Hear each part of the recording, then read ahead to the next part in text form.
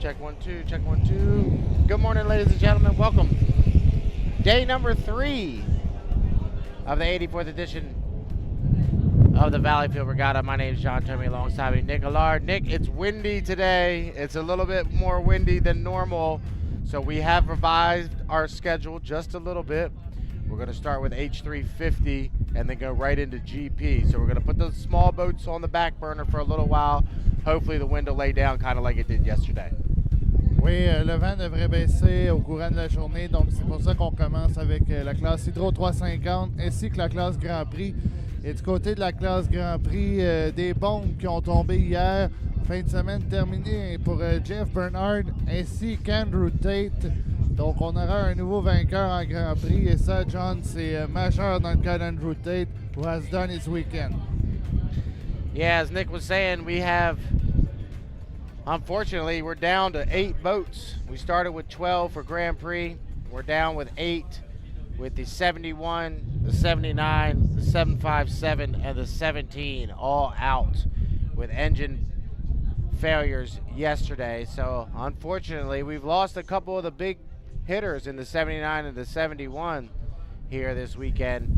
But still going to be very competitive. We're going to go 4 boats in the qualifier instead of 3. So change it up a little bit, so we'll have 3A and 3B today. 3A will be Eric Langevin, Kevin Eckert, Brandon Kennedy, and Ken Lupton.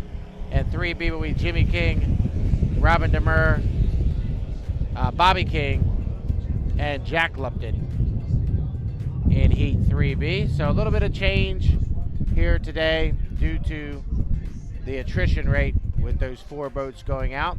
And as we said, we're going to start with 4 qualifications of H350 today, so we're going to get right to the big boats starting out here in just a few minutes. So once again, if you're tuning in on our live stream, please tell your friends and family there is a schedule change. We're going to go racing with H350 first and then right into GP. So GP was supposed to start roughly around noon today. It'll probably be earlier than that. We're probably going to have that first qualification of GP here on the Sunday edition right around 11:15. So that's kind of where we stand right now, but the wind is blowing right out of the west-southwest, basically the worst direction it could possibly blow here in Valleyfield is blowing today. Oui, le vent qui vient d'une direction ouest, donc le deuxième virage. Il faudra faire excessivement attention. Et on va commencer avec la classe Hydro 350 qui est commanditée par le groupe Grasse. Donc, restez là. Dans quelques minutes, la qualification 3A classe Hydro 350.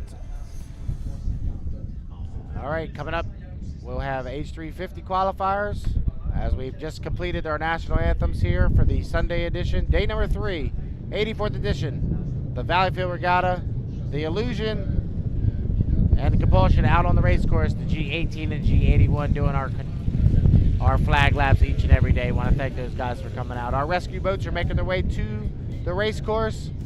We should have Heat 3A. Heat 3A. H350 coming up for you here in just a minute. Stick around.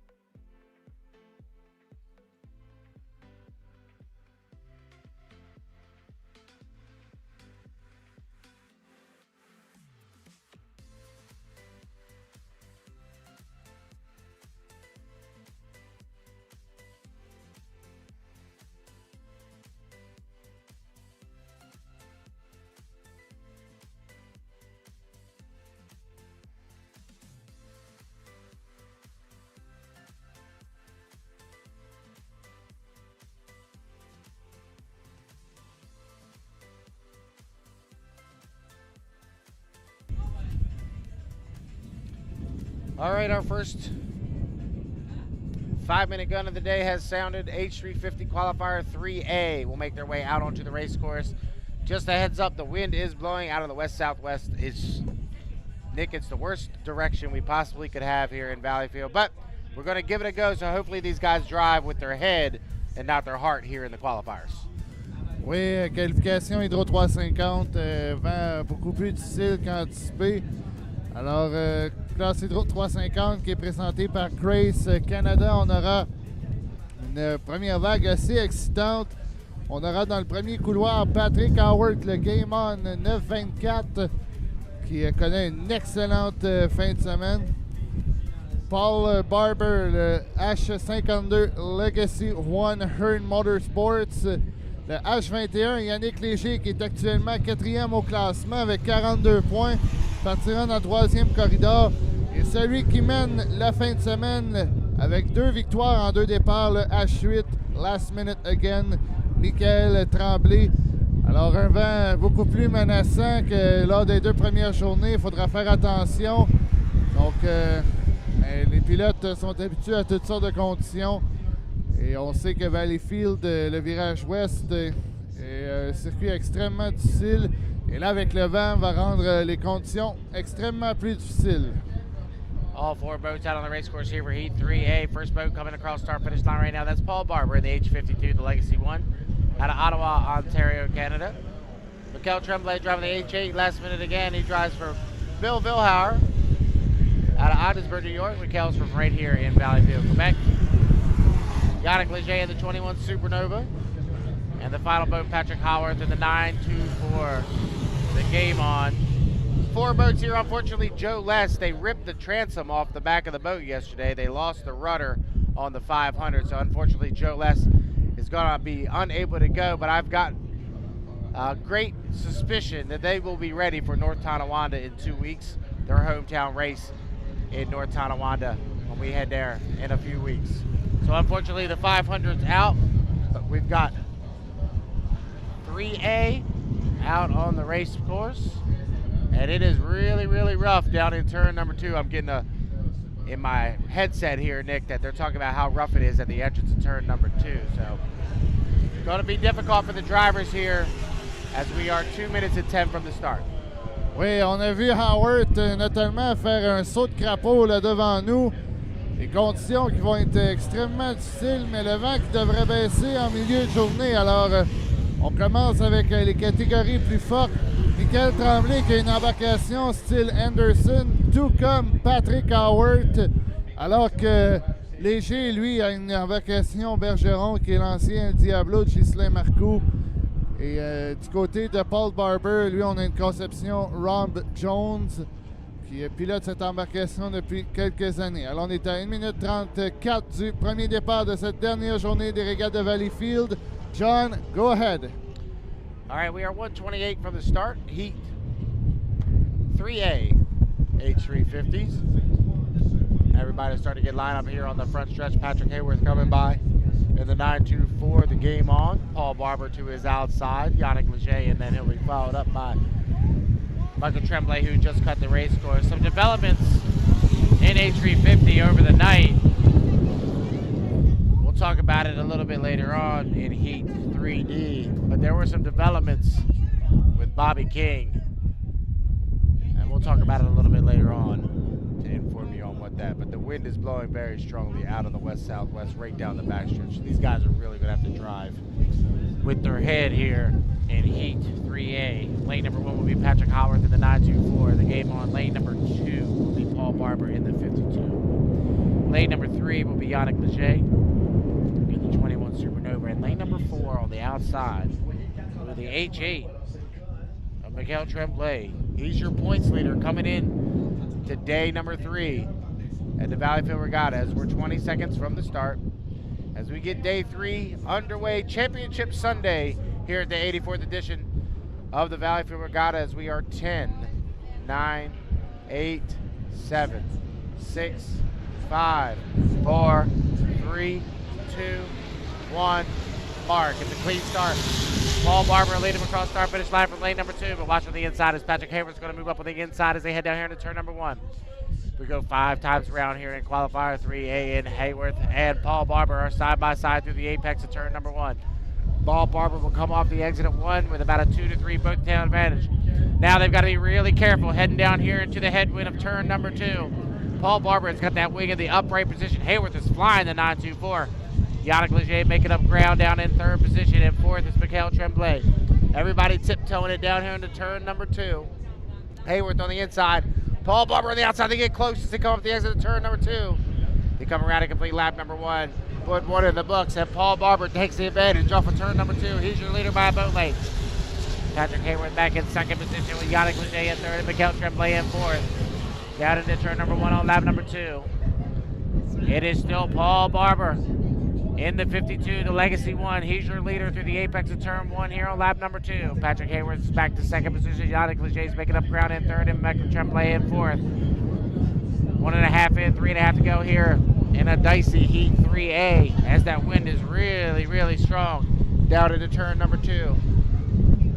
Barber taking his time through the apex of turn number 2 here on lap number 2. Barber opens it up by a full rooster tail and a half as he comes around and complete lap number 2, 2 down and 3 to go. Here in H350 Qualifier 3A, Paul Barber is your leader. Patrick Hayworth running in 2nd. 3rd position, Yannick Leger in 4th. Mikhail Tremblay in the H8. Everybody pretty evenly spread out here on lap number 3 of H350 Qualifier 3A. As we go down the backstretch, we'll put 2.5 in, 2.5 to go. And Paul Barber's got a nice, comfortable advantage. 3 full rooster tails. He can just take it nice and easy as he heads down here into turn number 2. Haworth leading over top of Leger, who flies the left sponson, heading down into turn 2. Yannick going to try to make up ground on Hayworth as they come through the apex of turn number 2. But it'll be, 3 down, 2 to go. The H52, Paul Barber, he leads. Haworth running in 2nd. Yannick Leger in 3rd. Tremblay in 4th. Sounds like the 924 game on might be having some mechanical issues, or Patrick just got off the throttle as he came across start finish line that time. But Paul Barber's opened up by a nice, comfortable 4 rooster tail, almost half a straightaway advantage. He heads down the backstretch here. 3.5 in and 1.5 to go. As Barber takes it nice and easy down into turn number 2 with a comfortable advantage of half a straightaway over top of Patrick Haworth and Yannick Leger. Running 2nd and 3rd, with Tremblay running in 4th. They'll come off the exit of turn number 2 to come around and complete lap number 4. White flag being displayed. One more lap around here in Heat 3A for Hydro 350s. Paul Barber's your leader. Battle shaping up for 2nd. Yannick Leger trying to make up ground on Patrick Hayworth as they come across start finish line and complete lap number 4. So Paul Barber with Patrick Hayworth, Yannick Leger, and Michael Tremblay. They run like that 1, 2, 3, 4. As we're on lap number 5 of 5 in Hydro 350 Qualifier 3A. Hayworth down the backstretch with a half a straightaway advantage, but the 2nd place position is still up for grabs between Hayworth and Leger. Patrick Hayworth, we'll call it 3 boat legs now, as Yannick's making up a lot of ground as they head down this headstrong turn number 2. But off the exit of 2, coming around to get the checker flag this time by your unofficial winner of Heat 3A. We'll go to Paul Barber in the 52, the battle for 2nd. Haworth on the inside and Leger on the outside. Patrick Hayworth comes on the exit of 2 with about a boat length advantage. He comes down here to start finish line and he will hold on. 2nd position and go to Patrick Haworth. 3rd, Yannick Leger, a nice run. 4th, we'll go to Mikhail Tremblay in the H8 last minute again. And Nick, we put 4 on the water and 4 going back to the pits. That's a good sign. Oui, ça c'est la bonne nouvelle de voir les 4 embarcations retourner. Michael Tremblay qui est allé chercher une 4e place. Est-ce qu'il a été plus conservateur en vue de la finale? Il sera extrêmement bien placé. Yannick Leger avec un 15 points très important. Lui aussi sera extrêmement bien placé en vue de la finale. Et l'important, c'est que tout le monde est revenu au quai. On a une excellente course. Paul Barber, encore une fois, extrêmement rapide. Et ça risque d'être intéressant de les suivre tout au long de la journée. So as we said, Paul Barber picks up the victory there and the 25 points to go along with it. That's really good for Paul because that's going to bump him up into the top 6. We'll see how it all lays out because the top 6 will make the final and we'll have one trailer little bit later on today in that H350 Consolations heats. We're going to go 6 across the front line and 1 trailer for the final. The development earlier this morning that I learned was yesterday, if you remember, Bobby King was involved in an incident with the 447. The 447 was disqualified from the heat, causing Bobby King to ride the tail. Initially, they allowed Bobby King to come back out and run Heat 2C, which he won without a front wing. Well, they have now since rescinded that and stripped Bobby King of those points. And the reason being, the rule book states if you are involved in an incident in any matter, whether you caused the incident or were involved in the incident, you are not allowed to rerun the heat. So overnight, the officials got together and they decided that they made the wrong call yesterday, basically. They informed Bobby King of that. Obviously, he was displeased with that, having gone out there and run. So Bobby's got a lot of work to do. He currently sits 16th in points out of the 19 votes because he got 0 points for 2C. So he's got to have a good Heat 3D today to make up those points, and then he's probably going to have to go through the consolation to make it into the final. So just if you're wondering what happened with Bobby yesterday and that whole incident, that is what I've been told. It's just unfortunate that happened, but that's the way it goes sometimes in boat racing, and you got to go by the letter of the law in the rule book, and the officials did that after the fact. They went back and they reread the rule book, and they were like, all right, we made a mistake.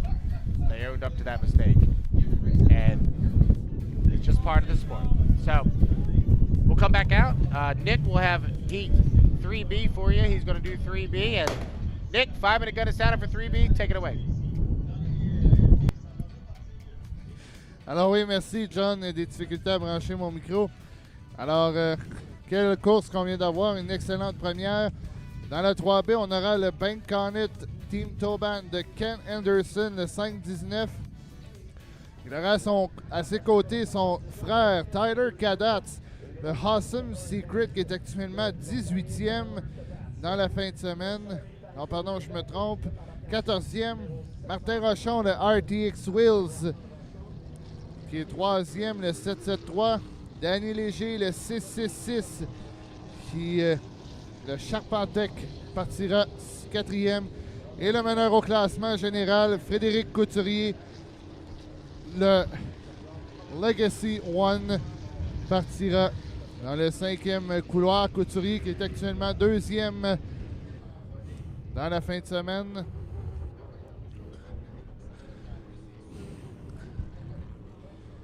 Alors, du côté de Ken Anderson, on est actuellement, lui, 18e. Je me suis trompé de numéro tantôt, il n'a que 6 points.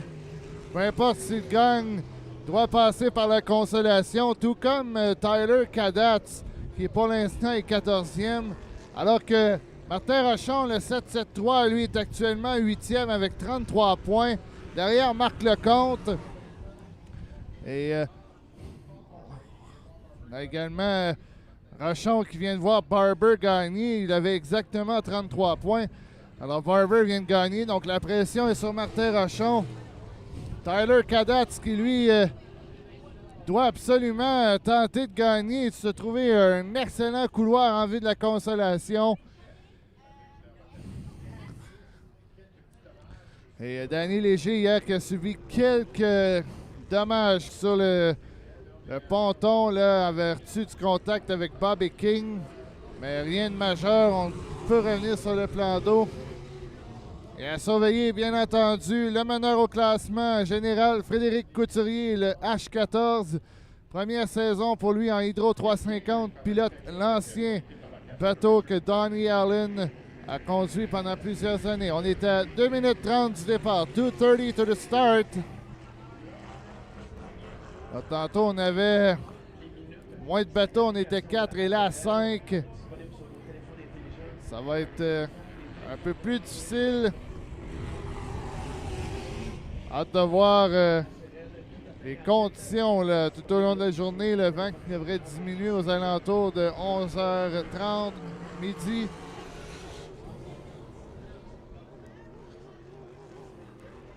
La classe Hydro 350 qui est présentée par Grace Canada. cette saison. Et Tyler Cadats, lui, vient de Brockville, Ontario. Cadats is only 14 in the weekend with only 31 points. Mais c'est vraiment serré. À partir de Marc Lecomte qui est 7e à aller jusqu'à Tyler Cadats, il n'y a que 2 points qui séparent les 7 embarcations là, entre Marc Lecomte et Tyler Cadats. So only 2 points separares Marc Lecomte in the 7th place in the weekend and Tyler Cadats in the 14th place. On est à 1-12 du deuxième départ.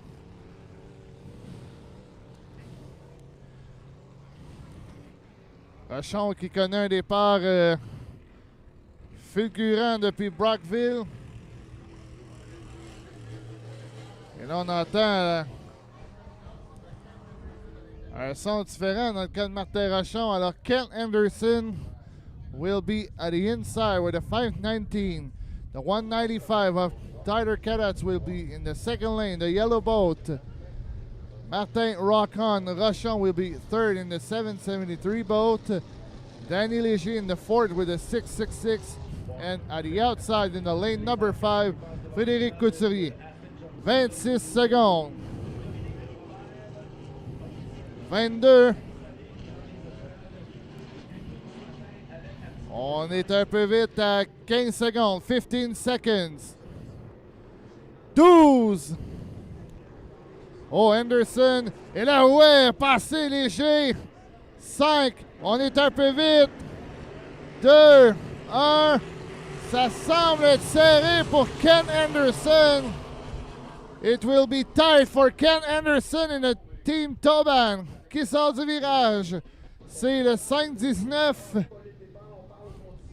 Oh, c'est Cadats là, qui est pris dans les tumultes. Martin Rochon à l'extérieur. Et qui a une excellente puissance face à Ken Anderson. Couturier est actuellement 3e, suivi de Cadats et Danny Léger. Alors, on se bagarre entre le 5-19 de Ken Anderson. Alors, Martin Rochon serait le meneur puisque Anderson a devancé le départ. Couturier maintenant 2e dans le Legacy One. Cadats 3e, Léger 4e. Et Anderson, lui, qui tente de pousser là, pour se positionner en vue de la consolation. So the 519 has jumped the gun with Ken Anderson. Et Rochon là, qui valse d'un ponton à l'autre. Et Danny Léger qui s'amène pour la 3e place.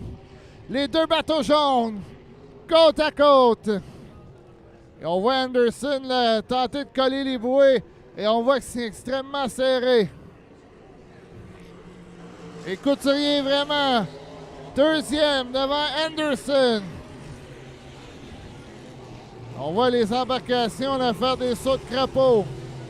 Tyler Cadats qui charge Awesome Secret et on entend des ratés. Est-ce que ça vient de Cadats?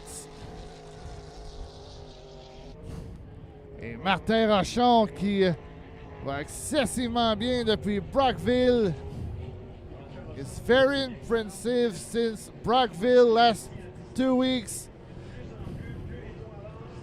Et Léger là, qui vient vraiment de prendre la 3e place devant Ken Anderson qui lui doit être mis au courant qu'il a devancé le départ. 2 tours à faire pour Martin Rochon et le 7-7-3.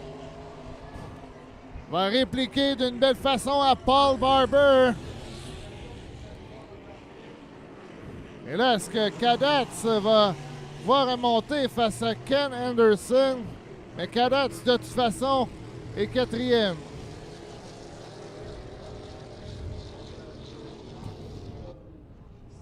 Quelle domination de Martin Rochon, le 7-7-3. Couturier est toujours 2e dans le H14. Danny Léger, le Charpentec 666 est actuellement 3e. The white flag is up. One more lap to go for Martin Rachin, le 773. Est-ce qu'il pourra réussir à se placer en vue de la finale? Couturier, lui, aura un excellent couloir.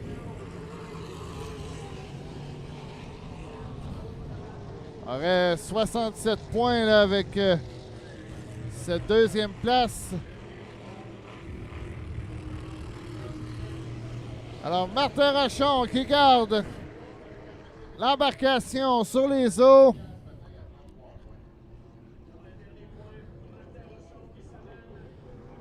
Dernier virage pour le pilote de Saint-Zotique. Et Martin Rachon l'emporte dans cette deuxième qualification. Martin Rachon. Deuxième. Quel pilotage de Frédéric Couturier, le H14. Il impressionne en Hydro 350. Third will be Daniel Echelin de Charpentec, 666. Alors que Anderson, lui, doit se contenter de la 5e place puisqu'il a devancé le départ. Alors que Tyler Kadatz va terminer 4e. Le Martin Rachon, 3 minutes 59, a été un peu plus lent que Paul Barber, 4 secondes plus lent. Donc, je laisse la parole à mon bon ami John Tomey. Yeah, nice run from Rashawn. Once again, he picks up the 25 points, and that will propel him up. And good news for Fred Coutier getting the second place there. That's going to directly put him into the final.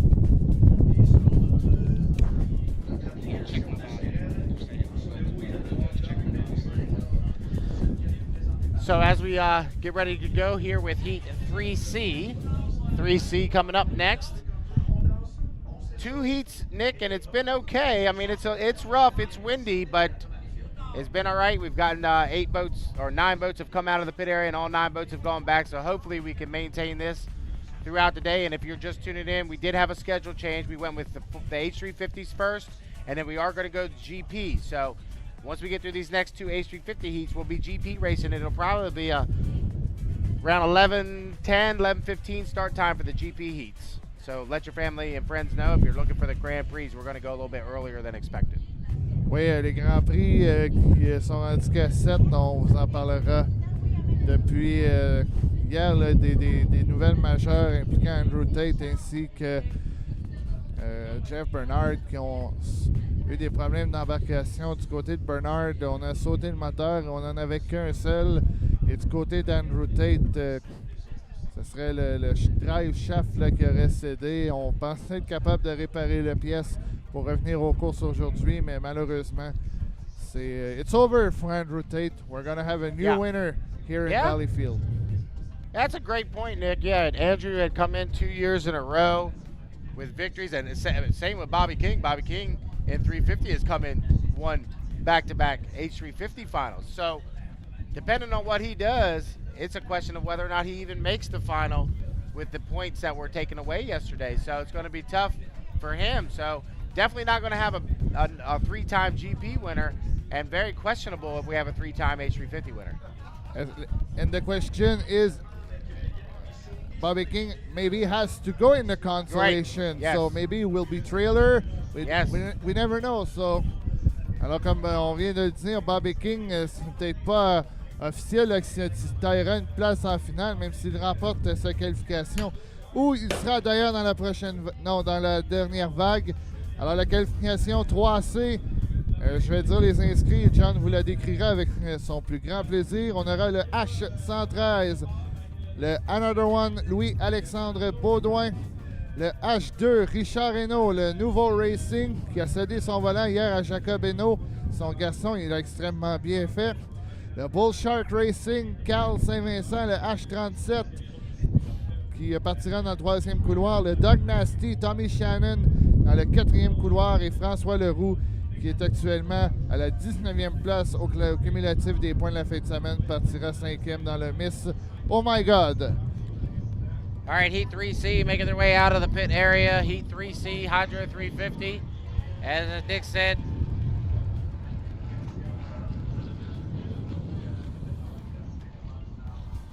All right, as Nick said, all boats making their way out of the pit area for Heat 3C. We should have 5 of them make the call here for Heat 3C. First boat coming by, the 37. Carl St. Vincent in the Bull Shark Racing. Boat on the inside, that's the 113, another one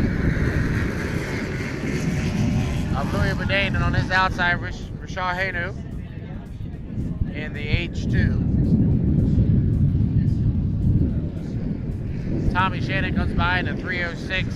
Dog Nasty, he's followed up by the 447 of Francois Leroux in the Miss OMG. So all 5 boats have made the call here for Hydro 350 Qualifier 3C. If you weren't with us just a little bit ago, we were discussing the incident yesterday with the 447 and the 242. The 447 was disqualified for coming over on Bobby King. Bobby King rode the tail up. They initially allowed Bobby to rerun his heat, but according to the rule book, if you are involved in an incident that stops the heat, you are not allowed to rerun. So the officials looked it over. They owned that mistake. Had to inform Bobby of that change this morning. Obviously, he was displeased with that change. So we will have to wait and see how that all works out, as Bobby's going to come out here in 3D. And it's going to be very tough for him. Unless something happens to a bunch of other guys for him to make it directly into that final, he might have to go through that consolation heat later on this afternoon. We are 2:15 from the start of Heat 3C, Hydro 350. If you were with us on Friday, they ran a completely different day of racing for Hydro 350. They ran their 2 qualifiers of that 7-boat final, excuse me. That was won by Carl St. Vincent. Then they started over, brand new day of racing yesterday, and they go with the normal Saturday, Sunday, 2 heats on Saturday, 1 heat on Sunday. They will run 2 consolations here today because of the number of boats. We have 19 of them. So we'll have a 7-boat final later on this afternoon to declare the 2024 H350 champion here. It's Championship Sunday at the 84th edition of the Valleyfield Regatta. We are 1:23 from the start. We're starting with H350 today due to the wind. The wind is blowing pretty hard out of the west-southwest, which comes right down the bay here on the Jean Theoret race course. And it comes right down the bay and is blowing right down the backstretch. So these guys, as they go down the backstretch, are going to have to be really careful as they're hitting that headwind down into turn number 2. We are 1 minute from the start. Inside 1 minute to the start of Heat 3C. My name's John Tomey. Nick Allard's alongside of me. We're switching off and on here today, doing the race calls for the Hydro 350. In lane number 1 in 3C will be Louis Boudin. In the 113, another one out of Sorel Tracy, Quebec, Richard Hainu. In the H2, the Novo Racing will be in lane number 2 out of Beauharnois, Quebec. Lane number 3 will be Carl St. Vincent in the 37, the Bull Shark Racing. On his outside in lane number 4 will be the 306, the Dog Nasty of Tommy Shannon. And then far up on the outside will be the 447 of Francois Leroux. And the Miss OMG. As we're 14 seconds from the start, H350 Qualifier 3C as we are 10, 9, 8, 7, 6, 5, 4, 3, 2, 1. Mark, it's close. We'll call it like we see it on the race course. As Richard Hainu in the H2 is going to lead him down to the turn number 1. Everybody got to hold their lanes all the way through the apex of turn 1, and Hainu will turn left first. He is your leader through the apex of turn number 1 with Tommy Shannon's right there on his outside. They'll go off the exit of turn number 1, and Richard Hainu opened it up just a little bit as they go down the backstretch. Louis Boudin on his inside, Carl St. Vincent on his outside, and Tommy Shannon, he got mired back to 4th as they went through the apex of turn number 1. So Hainu leads down into turn number 2. We'll call it 2 full rooster tails. He's flying hard in the H2, the Novo Racing, as he comes through this tight turn number 2 here on lap number 1. So Hainu off the exit of 2 in the H2, the Novo Racing. He leads over top of Carl St. Vincent running in 2nd. Louis Boudin in 3rd. 1 down, 4 to go.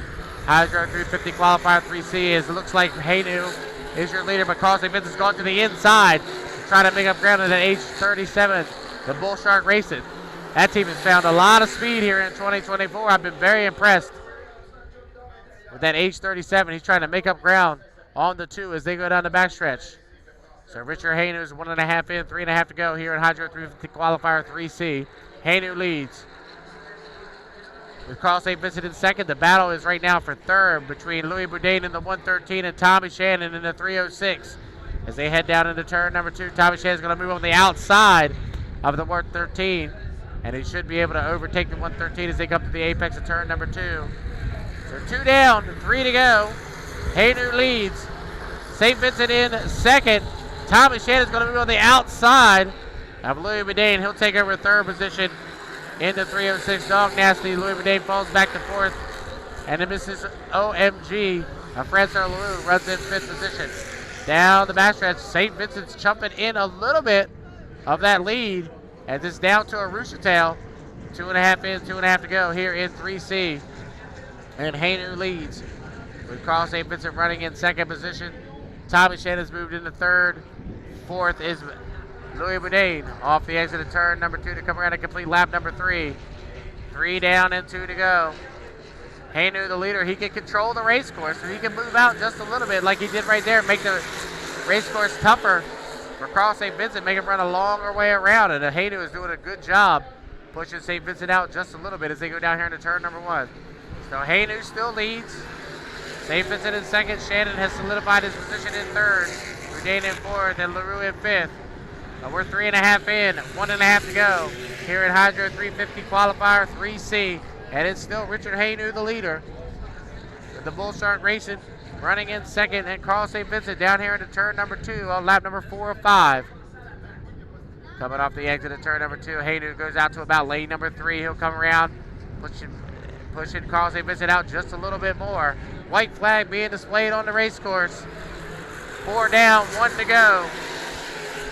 Hainu, your leader, with St. Vincent running in second. Can Carl make up any ground as they head down here into turn number 1 for the 5th and final time? But Richard Hainu both found some power. He let his son Jacob drive it yesterday. Richard's back in the seat here this afternoon or this morning, and he's doing really well down the backstretch. We'll call it 5 boat lanes advantage. Wow, Carl St. Vincent really flying the 37 down the backstretch, trying to make up ground. St. Vincent's in a pretty good position. He might just want to hold on to that second place as they go down here into turn number 2. So Hainu, the H2 Nova Racing, comes off the exit of turn number 2 in lane number 4. Comes around to get the checker flag this time by your unofficial winner, Heat 3C, Richard Hainu. Second place will go to the 37 of Carl St. Vincent. Oh, Carl went right up the rooster tail as they come across start-finish line. Carl might not be happy with Richard pushing him out there a little bit, but he can control the race course. He's the leader. Third position will go to the 306, the Dog Nasty. Tommy Shannon fourth will go to Louis Bourdain, and the 113 and fifth will go to Francois Leroux. So once again, Nick, we put 5 on the water and 5 are going back to the pits. That's a good sign. Oui, ça c'est toujours la bonne nouvelle. Quelle tentative de remontée du côté de Bull Shark Racing de Carl Saint-Vincent, mais manqué de temps. Et nous, dans tout ça, a fait le temps le plus rapide de 3 minutes 53, par près de 2 secondes sur Paul Barber. Donc, il reste encore une vague de qualification en Hydro 350 impliquant Bobby King, Eric Allard, Marc Lecomte et Eric McKenna. Stay tuned. Yeah, stay tuned. And Nick, let's talk a little bit about it so everybody knows what happened yesterday with Bobby King. I don't know if I think I was in and out a little bit. Bobby King was involved in an incident with the 447. The 447 was disqualified from the event. Initially, the officials allowed him to run the event in heat, it was heat 2C. So they allowed Bobby to rerun. According to the rule book, that should not have happened. And overnight, they decided that they made a mistake. They let Bobby know that. So Bobby, even being involved, not causing the incident, but being involved in the incident, he should not have been allowed to run, according to the way the rule book reads. So they had to take those 25 points away from him. So instead of being 50 points and tied for first today, he's in 16th with only 25. So he's got a lot of work to do. That's why we're talking about him having to go through the consolations to make the final later on today. Yeah, we don't have to forget it. There's no wing on Bobby King, so with the win, it's going to be most difficult for him. Well, I can't state if it's on there or not. I know they worked last night to get it put back on. So we'll have to wait and see when he comes out in 2D if they got it all fixed up. But you're right, there was no wing yesterday afternoon. Alors oui, Bobby King qui n'a pas son aileron stabilisateur, du moins ne l'avait pas encore ce matin dans les puits. Est-ce qu'on a réussi à le remettre? On aura la réponse dans quelques instants pour la qualification 3D en Hydro 350. As they say, coming up next will be 3D. And real quick, Nick, did you see the 50-50 yesterday? $41,000 somebody won. Oui, le moitié-moitié. It wasn't hier. me. It wasn't me. It was not me too. Is it Steven? It was Steven. No, it wasn't me. Steven won $41,000. Somebody won $41,000 yesterday. I want to know who that is. 41 000 hier pour la moitié-moitié. Un chiffre record. All right, up next we'll have 3D. But if you ever come to Valleyfield, buy your 50-50 ticket. You can win $41,000. 3D coming up next.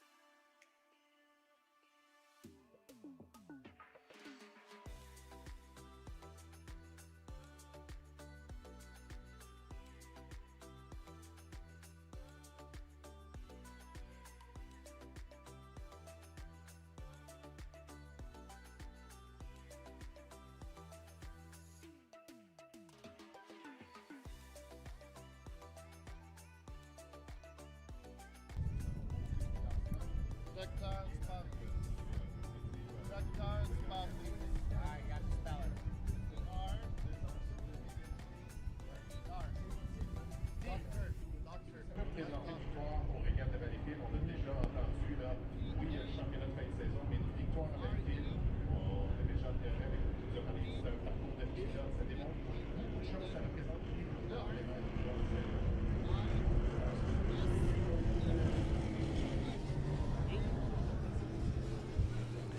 À la qualification 3D classe Hydro 350, et on a appris que Carl St-Vincent est crédité de la victoire lors de la dernière vague puisque Richard Reynaud a une pénalité. Et dans cette vague-là, on aura toute une qualification impliquant notamment Bobby King. Là, la question, c'est est-ce qu'il a son aileron stabilisateur ou non? S'il l'a, c'est tout un travail accompli. S'il ne l'a pas, attention, ça va être extrêmement difficile pour lui. Il partira à l'intérieur le 242 LDC Construction. Dans le deuxième couloir, le Attache Châteauguay, le H4 d'Éric Allard. Marc Lecomte qui surprend ce week-end. Donc, Bobby King à son aileron. Ça, c'est la bonne nouvelle, le 242. Marc Lecomte, le gestion unique, le H104, le bateau bleu partira troisième corridor. Et Éric McKenna, la bête noire, le 999, partira dans le quatrième couloir. Alors, Bobby King qui, avec une victoire, pourrait peut-être se tailler une place en finale, mais là, avec Barber et Martin Rochon qui ont remporté leurs qualifications respectives, ainsi que Carl St-Vincent, la tâche s'annonce extrêmement ardue pour Bobby King. King qui sera également à North Tonawanda et lui qui fait toute la saison HRL cette année. Ou est-ce qu'il sera à Tonawanda ou ce sera Jamie King? On sait que l'an dernier, le bateau y était, mais pas Bobby King, c'était Jamie King. On est à 1 minute 52, 1:52 away to the start. The next race will be GP.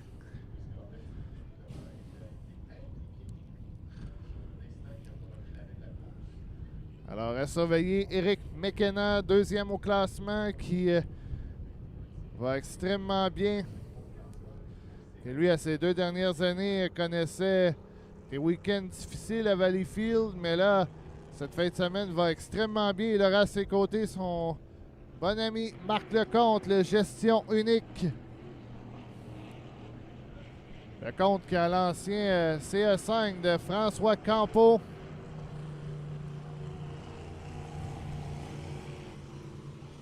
Et Eric Allard, l'ancien head rush de Jonathan Abbott, qui a été conduit par Dominique Maisonneuve l'an dernier, le H4 attache Châteauguay.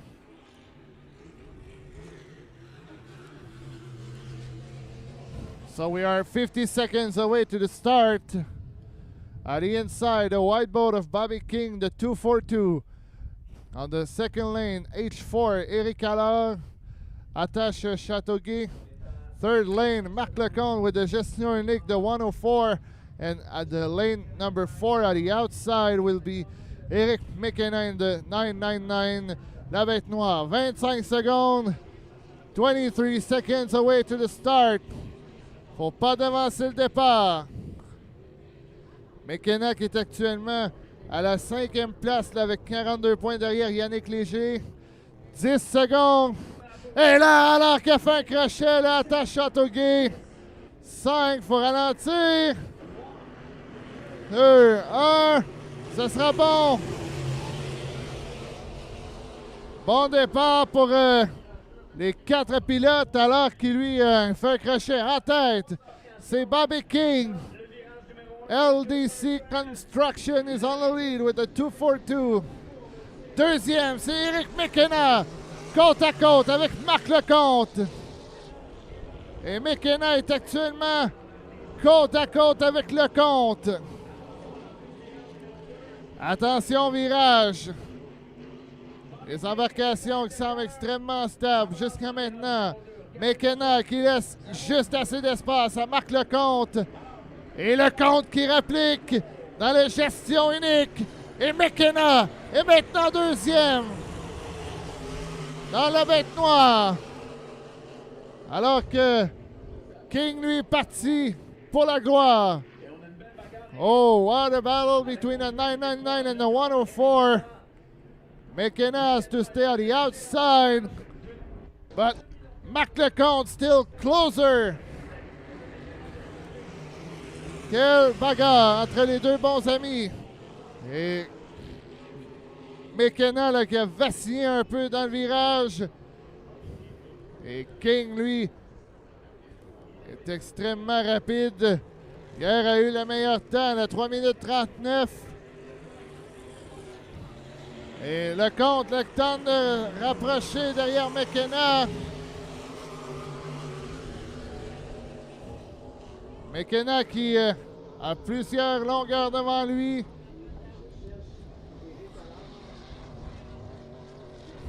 Et alors semble être retourné dans les puits. Alors lui devra passer par la consolation, tout comme Bobby King. Mais là, est-ce que King ralentit? Semble avoir extrêmement ralenti. McKenna, lui, remonte dans le 999.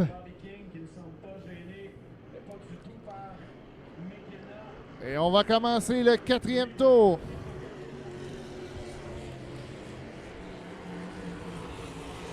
Le 999 qui va être bien placé en vue de la finale. Est-ce qu'on pourra avoir 3 Québécois sur les 3 premiers couloirs en finale? Et on voit que McKenna est maintenant rendu à l'intérieur. Mais King semble avoir ralenti pour réduire le tout. Lui qui devra sûrement passer par la finale consolation.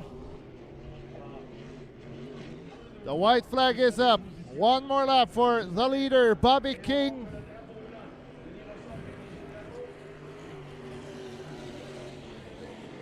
McKenna still second with la bête noire. Marc Lecomte with the gestion unique. Lui qui a gagné de multiples championnats en 5 litres ainsi qu'en Hydro 350. Et King qui semble vouloir tout garder le tout et sera assurément devra passer sûrement par la finale consolation. Ce sera la victoire de Bobby King. Deuxième, Eric McKenna, la bête noire, 999. Et suivi de Marc Lecomte, le H104. Alors,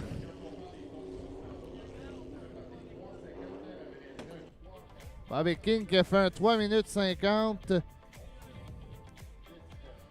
Donc, King qui vient d'aller chercher une deuxième victoire. Et c'est ce qui conclut la dernière ronde de qualification en classe Hydro 350 présentée par Grace Canada. Et on poursuit avec finalement la classe Formule 2500.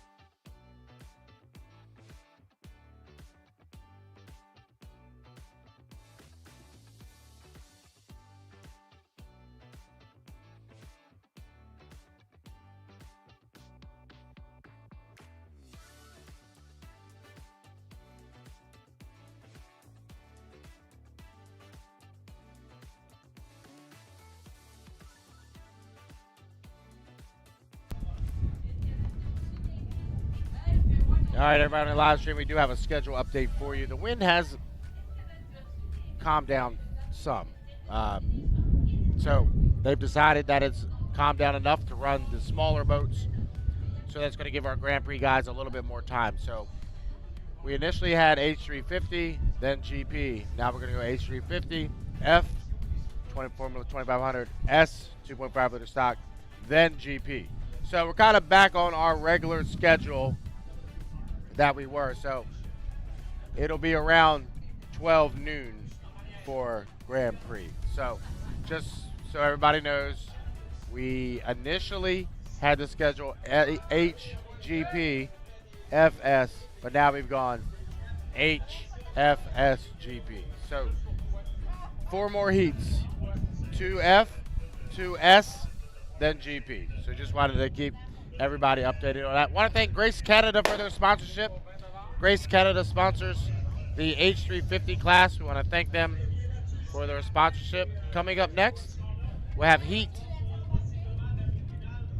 3A of Formula 2500, sponsored by Viva Media. Viva Media, your sponsor of Formula 2500. Heat 3A. Nick, we should have 7 of them make the call. Why don't you go ahead and go down the rundown for Heat 3A for Formula 2500. Oui, alors Marc Lalonde, le 751, le Lalo Racing partira à l'intérieur, lui qui est actuellement 13e au classement de la fin de semaine. Guillaume Charrette, le 77 Charrette Racing partira dans le deuxième couloir, le 77, le 757 de Stéphanie Blain, la Canada Girl, troisième corridor. Grant Lady Code, qui hier a eu une pénalité, est actuellement présentement à la 7e place. Donc, lui prend absolument une belle performance pour s'assurer d'une place en finale dans le Sandit. Andrew Tate, lui, cependant, n'a pas terminé sa fin de semaine et dans le F3 qui a été repris par John Newganier. Donc, pas repris, mais qui a été changé de pilote. Et Marc Lalonde, encore une fois, des problèmes dans le Lalo Racing. Ce n'est pas sa fin de semaine. Grant Hearn dans le F14, le Hearn Motorsports, qui partira dans le 6e couloir. Et Eddie Canfouche, qui est 2 en 2 depuis le début de la fin de semaine, partira dans le 7e couloir. Alors, la description sera faite par John Tommy sur cette course. On alterne pour les qualifications pour être ensemble pour les finales consolation et les grandes finales. John? All right, we had 7 boats come out of the pit area, but unfortunately Mark Lalonde has pulled the 751 into the infield of the race course, so it doesn't look like he's going to be able to go here in Heat 3A, as he's already got the lid up and he's looking under the count, so he will be a did not start for Mark Lalade. And I did hear that Gim Shred also was a scratch. They've been fighting in that 77 all weekend, actually all year long. That 77's been fighting, and they did scratch out before the heat. So this will be a 5-boat qualifier here in 3A for Formula 2500, sponsored by Viva Media. Boat coming off the exit of turn number 2, Stephanie Blaine in the 757 Canada Girl. Andrew Tate behind the wheel of the F3 comes off the turn number 2. Tate trying to make it into the Formula 2500 final, as everybody's stated already that he is out of the Grand Prix, the GP71, unable to go here this afternoon. The 500, Eddie Campouche comes by. I was able to talk to Eddie a little bit this morning. He's nervous. I mean, this is the biggest stage for Eddie, trying to win the final here in Valleyfield. He won the final in Cambridge earlier in this season in Formula 2500. Really looking forward to it, but he said, I'm a little bit nervous. I just got to get through this next qualifier and then not have to worry about anything and make it directly into the final. So another one, Grant Liddycoat, the 97 out here on the race course as well. Grant, unfortunately yesterday, got a penalty for coming over too many lanes prior to turn number 1 after the start-finish line. And that penalty really set Grant back, because he would have been up at the top of the charts with Eddie Campouche. Excuse me, but unfortunately, that penalty sets him back to 7th position. So with about a minute to go, we'll get them lined up for you. Nick and I are going to alternate here in this heat. We'll go back and forth in the smaller class. So Heat 3A, sponsored by Viva Media, we'll have Stephanie Blaine in lane number 1. Grant Liddycoat will be in lane number 2. Andrew Tate will be in lane 3. Grant Hearn will be in lane number 4. And Eddie Campouche will have to fight from the outside here in Formula 2500. Heat 3A, sponsored by Viva Media. We were 27 seconds from the start. Blaine, Liddycoat, Tate, Hearn, Campouche. That's how they line up as they come off the exit of turn number 2 to come down here to start-finish line. As we are 10, 9, 8, 7, 6, they're early, 5, 4, 3, 2, 1, mark. I think we might have at least one gun jumper in the 97. As Grant Liddycoat come across the line a little bit early, it looked like we'll wait and see as the officials tell us as we go down here into turn number 1 on lap number 1. We go 5 times around here in Heat 3A, sponsored by Viva Media, and Grant Liddycoat is your leader, but Eddie Campouche just right there on the outside with Grant Hearn stuck in the middle. Down the backstretch here on lap number 1. It's all Grant Liddycoat, your leader in the 97 to send it. Wow, chime walk in the 500 is Eddie Campouche. Grant Hearn back to 3rd position. Stephanie Blaine and Andrew Tate, 4th and 5th. They go down here into turn number 2 on lap number 1, and Grant Hearn out of Suffolk, Virginia, comes up the exit of turn number 2 with the lead. It was really close to the start. We'll still wait for the official word. So Grant is your leader on the water. Eddie Campouche running in 2nd. Grant Hearn in 3rd. Stephanie Blaine and Andrew Tate running in 4th and 5th. Down into turn number 1 here on lap number 2. We go 5 times around here in Formula 2500 Qualifier 3A, and Grant Hearn leads by 5 boat lengths over top of Eddie Campouche running back in 2nd. So Hearn Liddycoat and Campouche 1.5 in, 3.5 to go. Just got word it was a legal start, good start. Wow, so battle is for the lead between Liddycoat and Campouche. It was really close to the start, but Grant must have hit it right as the clock struck 0. They come to the apex of turn number 2 to come around and complete lap number 2. The 2 young drivers putting on a show for you here in 3A, sponsored by Viva Media. 2 down, 3 to go, and Grant Liddycoat in the send it. He is your leader. Eddie Campouche running in 2nd position. 3rd, Grant Hearn out of Syracuse, Indiana. 4th, Andrew Tate, and 5th is Stephanie Blaine. Through the apex of turn number 1 here on lap number 3. Grand Lady Coach opening up by 2 full Rooster Tails over top of Eddie Camfouche. Running in second. So Liddy Coach and Camfouche 1-2 halfway through Heat 3A, sponsored by Viva Media. Liddy Coach now opening up by 2 full Rooster Tails as everybody's tiptoeing it down here into that strong headwind of turn number 2. Grant Hearn runs in third position. Andrew Tate is fourth and Stephanie Blaine is fifth. Off the exit of turn number 2 to come around a complete lap number 3. It'll be 3 down, 2 to go. The 97 descendant of Grant Liddy Coach. He's your leader. Eddie Camfouche running in second position. In the F500. Grant Hearn comes across in third. Fourth to Andrew Tate. And fifth is Stephanie Blaine. We're 3.5 in. We've got 1.5 to go. Here at Formula 2500 Heat 3A, sponsored by Viva Media. And it's 3-4 Rooster Tail advantage, as everybody looks like they're pretty comfortable in their spots here in Heat 3A. As they go down into turn number 2 on lap number 4. It'll be white flag this time by, signifying one more lap around for Grant Liddy Coach in the 97 descendant. The 500 comes across in second position to Senseless 16. And Eddie Camfouche out of Grand Island, New York. Grant Hearn in third, Andrew Tate in fourth, and Stephanie Blaine in fifth. But off the exit of turn number 1, they're on lap number 5 of 5. Grant Liddy Coach, the 97 descendant, half a lap away from 25 points that he really needs, as he comes in currently sitting 7th in points. This will move him up the ladder a little bit. We'll see how it all shakes out, if it'll make it directly into the final. So we'll have to go through the consolation later on this afternoon. But off the exit of turn number 2, it's final turn and final lap. Suffolk, Virginia's Grant Liddy Coach, the F97 descendant, comes off the exit of turn 2 and down the checker flag. Your winner of Heat 3A, Grant Liddy Coach. Second place will go to the 500, Eddie Camfouche in the Senseless 16.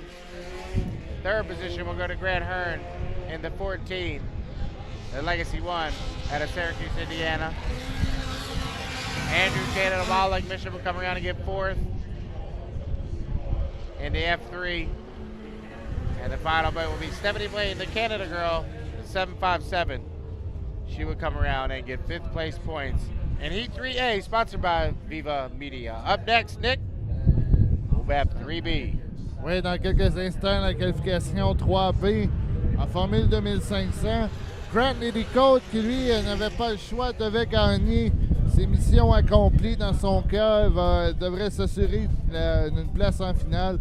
Et la deuxième place de Lee Camfouche l'assure de la première ligne en vue de la finale, avec une possible récolte d'une 71 points.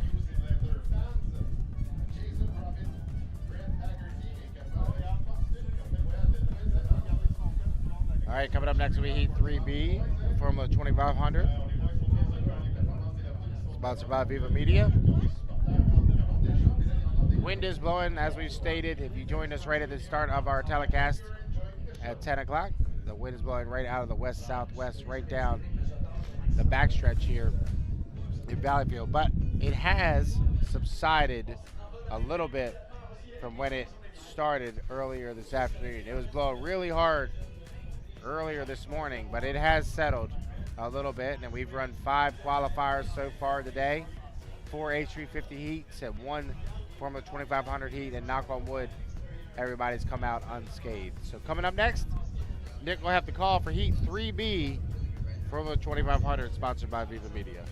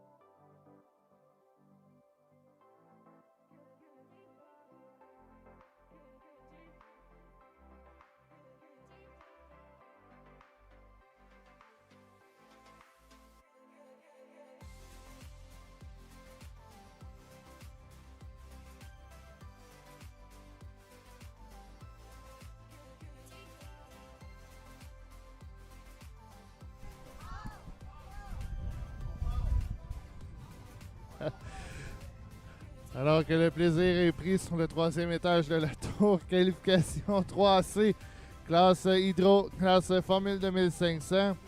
On aura à l'intérieur le Fat Boy F88 Alexandre Leduc, le 555, le Happy Sunny Michael Tremblay, le Heron Chokers d'Adam Carouters partira 3e couloir, Tommy Shannon, le pièce d'auto Valleyfield partira 4e couloir.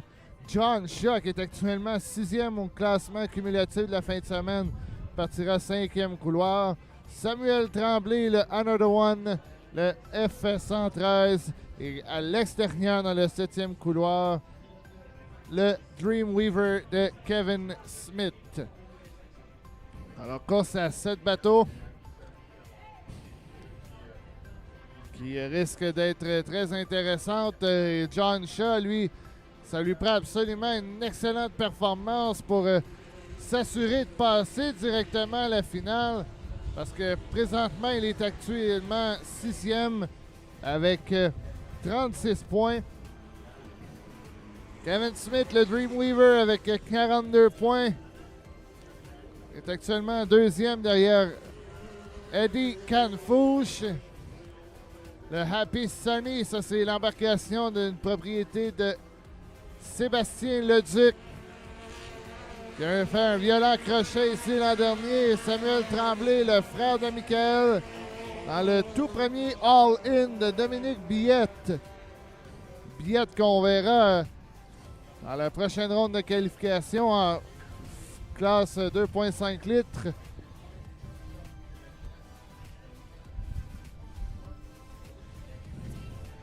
Et John Shaw qui a un week-end un peu plus difficile. Alors que le Duc là, vient de faire un crochet, on est à 2 minutes 43 secondes du départ.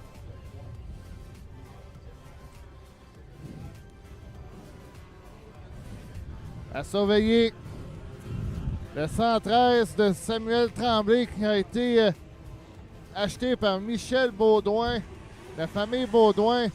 Il y a 3 bateaux, dont le Jersey Speed Skiff, ainsi que le Hydro 350 qu'on a vu il y a quelques instants. Et la classe Formule 2500 qui est aussi spectaculaire et qui vous est présentée par Viva Media. On est à moins de 2 minutes, 1:56 du départ. 1:51 to the start. Kevin Smith will be on the outside with the Dreamweaver. John Shine and Tenacity boat will be in the lane number 5.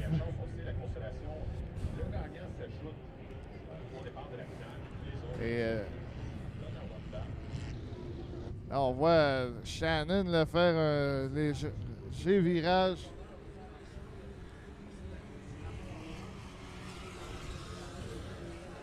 Il va rester la finale Consolation pour ceux qui n'auront pas réussi à se tailler une place en vue de la finale. On est à 1:08 du départ.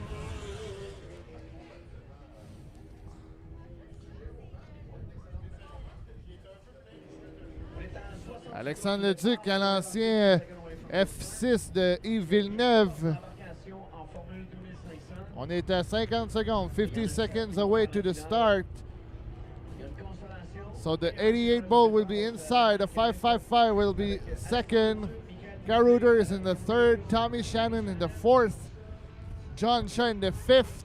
And Tremblay in 7 and Kevin Smith in the 7. 30 secondes et là c'est extrêmement rapide. They are too fast. On 21 seconds away to the start. They were too fast. And they're still too fast. 13, 13. Oh, Shaw, là, va-t-il se trouver un trou? Faut ralentir. Faut ralentir. Faut ralentir. 3 secondes. Oh! Oh là là! Il y a plusieurs départs qui a devancé. Il faudra voir Mais pour l'instant, qui va prendre les devants? C'est Samuel Tremblay, John Shaw. Oh! Et là, John Shaw s'est presque touché à la sortie du virage. Alors, Samuel Tremblay est en tête. John Shaw, deuxième dans le Tenacity. Adam Carothers est troisième, mais tout ça peut changer s'il y a des pénalités au départ. Alors, et on confirme que le départ est bon. Et le Duc qui est rentré à l'intérieur. Alors, John Shaw prend un excellent départ et lui, là, a du pain sur la planche. Et attention à Adam Carothers qui n'est pas très loin. Kevin Smith, quatrième. Et là, il manque le 88 d'Alexandre Leduc. Il est rentré dans les puits. Non, il est immobilisé. Alors, Samuel Tremblay qui mène devant John Shaw, le Tenacity. C'est pas le meilleur week-end de John Shaw et on ne veut pas s'acharner sur lui. Normalement, il est extrêmement rapide, mais là, un week-end à oublier pour le pilote du 92 qui a gagné ici à Valleyfield. Oh, Samuel Tremblay sera surveillé en finale. Et regardez Carothers qui se fait pourchasser par Kevin Smith. 2 tours de complété. Shaw, Carothers, Smith qui est maintenant presque côte à côte. Et là encore, c'est Michael Tremblay qui a fait un crochet. Un deuxième crochet pour Michael Tremblay qui lui devra passablement passer par la Consolation. Et Samuel Tremblay qui s'éloigne de plus en plus, alors que Kevin Smith est maintenant troisième. Et Carothers qui rapplique dans le Heron Joker. What a fight between the 38 and the 26. Carothers à l'intérieur. Oh, qu'on danse dans le virage. Et Smith dans le droit qui reprend une légère vitesse. Mais là, Carothers qui garde sa priorité à l'amorce du 4e tour. Et quel départ de Samuel Tremblay du 6e couloir. Est sorti le nez à l'avant et n'est jamais regardé à l'arrière.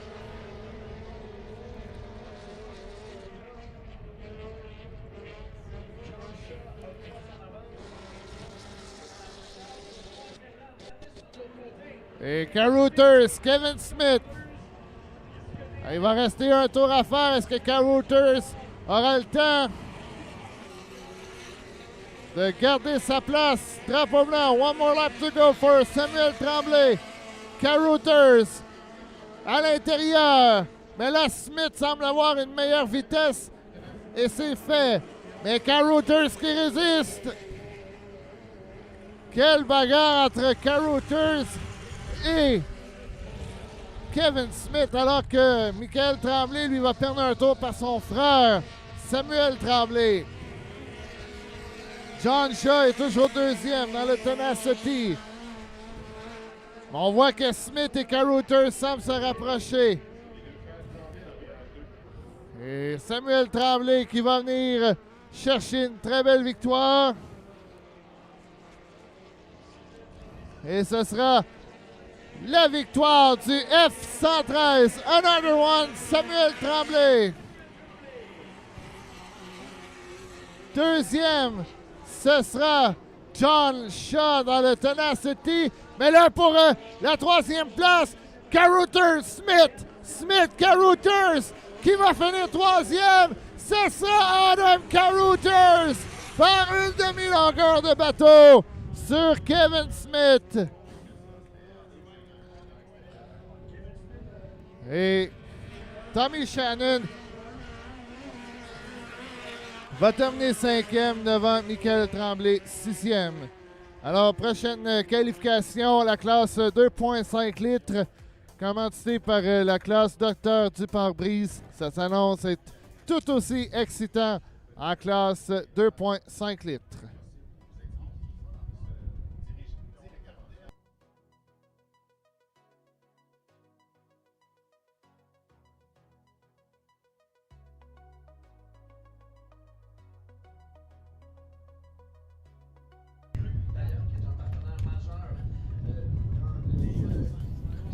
So good run there for Sam Tremblay, picking up the victory from lane number 6 in the 113, another one.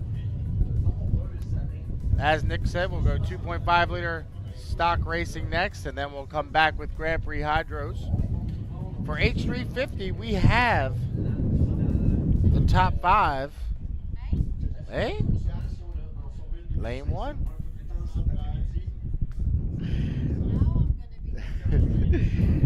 So the standings right now, the 5 boats in H350 that have made it directly to the final were the H14 of Fred Coutier, who have lane 1. Lane 2 will be Miguel Tremblay of the H8. Last minute again, lane number 3 will be Tommy Shannon in the 306. The 999 of Eric McKenna will be in lane 4, and Yannick Leger will round out the top 5. Everybody else will be thrown into consolation seats. We'll run 2 consolations to determine who is in lane 6 and who will be the trailer.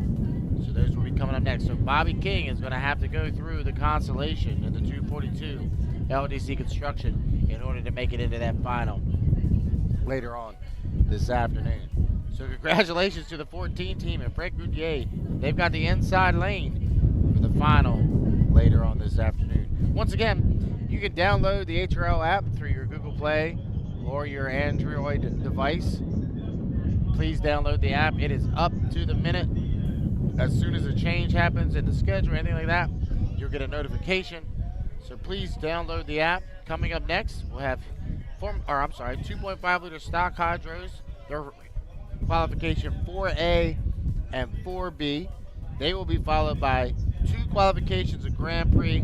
If you were with us when we just got on the air at 10 o'clock, we talked about how Grand Prix is down to 8 boats.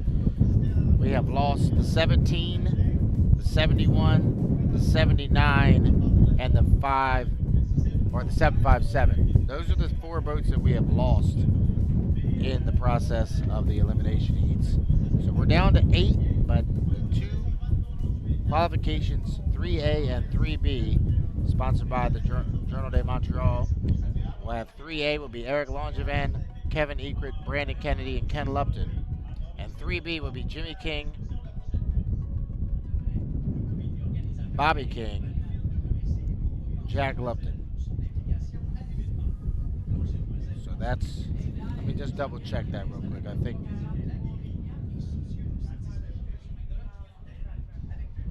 okay, they still have him listed, but I don't think the 757 is going to go. So we'll have to wait and see what happened. The 39 we lost as well. So we could be down to 7 boats. We'll have to wait and see. The 3A is Langevin, Ekert, Kennedy, and Lupton. 3B is King, and Lupton. All right, we'll take a timeout. Coming up next, 2.5 liter stock heat 4A. Stick around.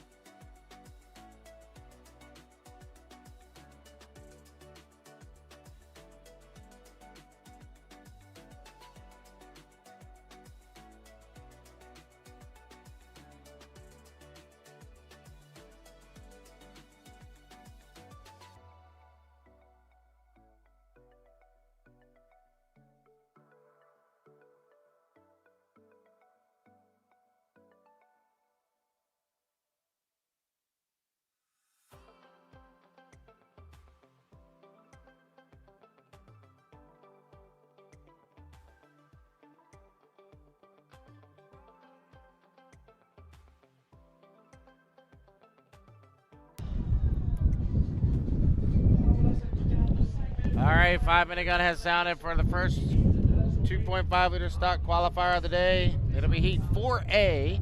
These guys ran a different schedule than the F and the H this weekend because they ran their first qualifier on Friday. They ran twice yesterday, and they'll run one more qualifier here this morning, and then their consolation in the final later on this afternoon. I know we have lost Sherry Diabo.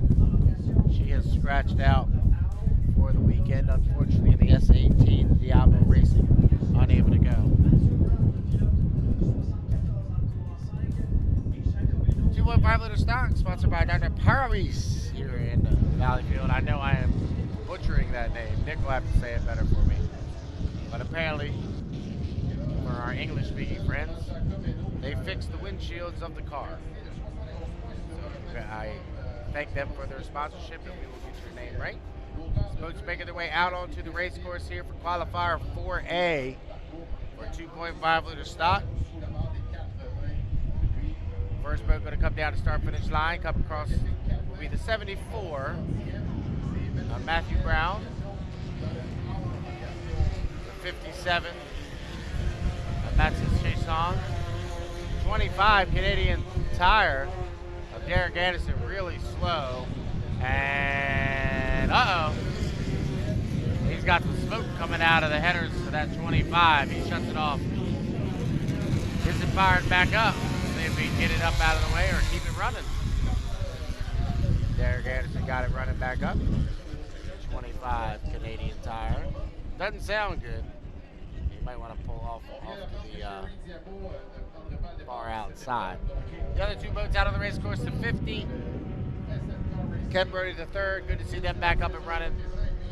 They had an issue with a solenoid yesterday, unable to go to get the starter connected to the engine, basically. It was a faulty solenoid, and they fixed that overnight. They're back out here racing this morning.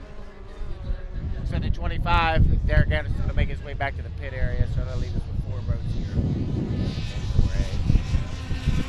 The final boat out is your points leader coming into today, the S2 of Jakob Hainu in the Nova Racing out of Beauharnois. Woo! Getting really late as he comes across the start-finish line. 2:12 to the start. Heat 4A. Heat 4A. 2.5 liter stocks out on the race course. If you're just joining us for Championship Sunday, we thank you. You tuned in on our YouTube channel here. Please subscribe. Hit that like button and subscribe. All you have to do is hit that subscribe button. They won't send you notifications or anything. It just helps us out because the more subscribers we get, the more promotion we can do on YouTube and keep this thing going for the live stream each and every weekend that we do racing. The next stop on the Hydroplane Racing League will be in North Tonawanda, New York. Excuse me, just outside of Buffalo. For the Thunder on the Niagara. First weekend in August will be in North Tonawanda. 4 boats made the call here for Heat 4A. 2.5 liter stocks were 105. 105 from the start.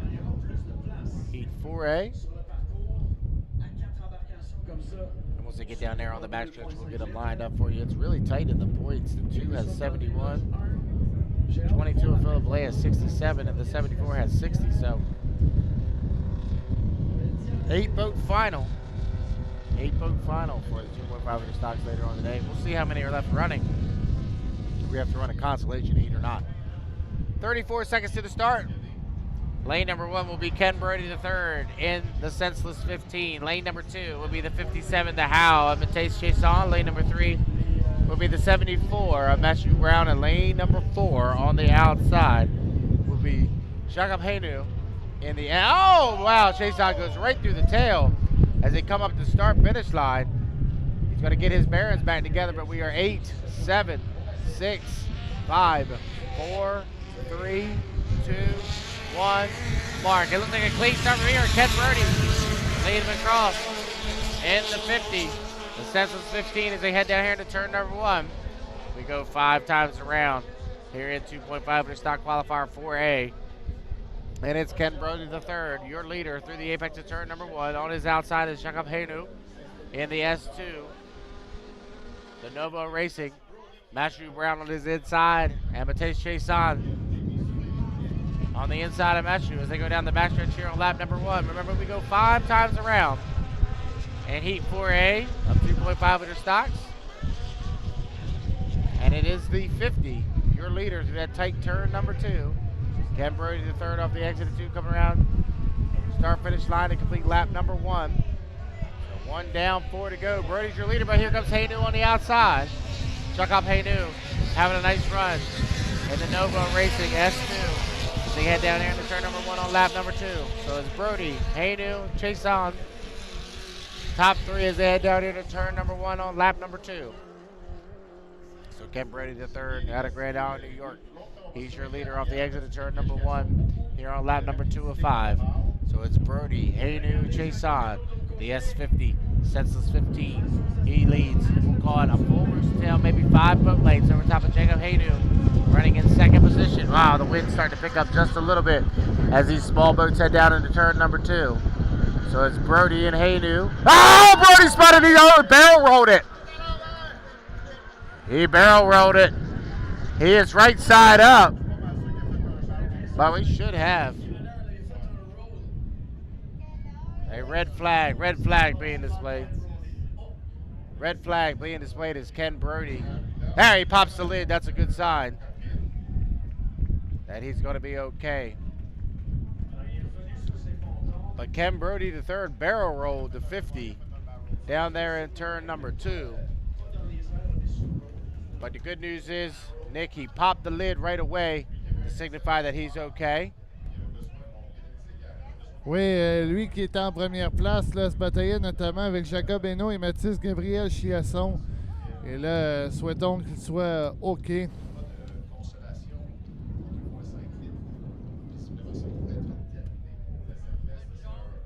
So our rescue crew right over there to him quickly to check on Ken Brody the third. And that turn number 2, we talk about it all the time here in Valleyfield. It's one of the tightest turns on the circuit. And when you go through there hard digging like that, especially with a little bit of chop, it's easy to get the skip in hooked up in barrel roll, but he's going to be okay. You can hear the crowd clapping because they just come over the loudspeaker signifying that he's okay. He's going to be transported to our rescue boat, and they will bring him over to the EMTs to check him out. But the boat is sitting right side up, but Nicky did a complete barrel roll, almost a 360, but on its side. Oui, n'a pas fait un envolé, il a fait tout simplement un 360 de côté. Et ça semble être terminé là, pour Kenneth Brody, lui qui était 9e au championnat, 9e au classement de la fin de semaine. Et ne pourra pas repartir s'il a reprise de la course parce que je crois qu'on venait de compléter le tour minimum. Donc,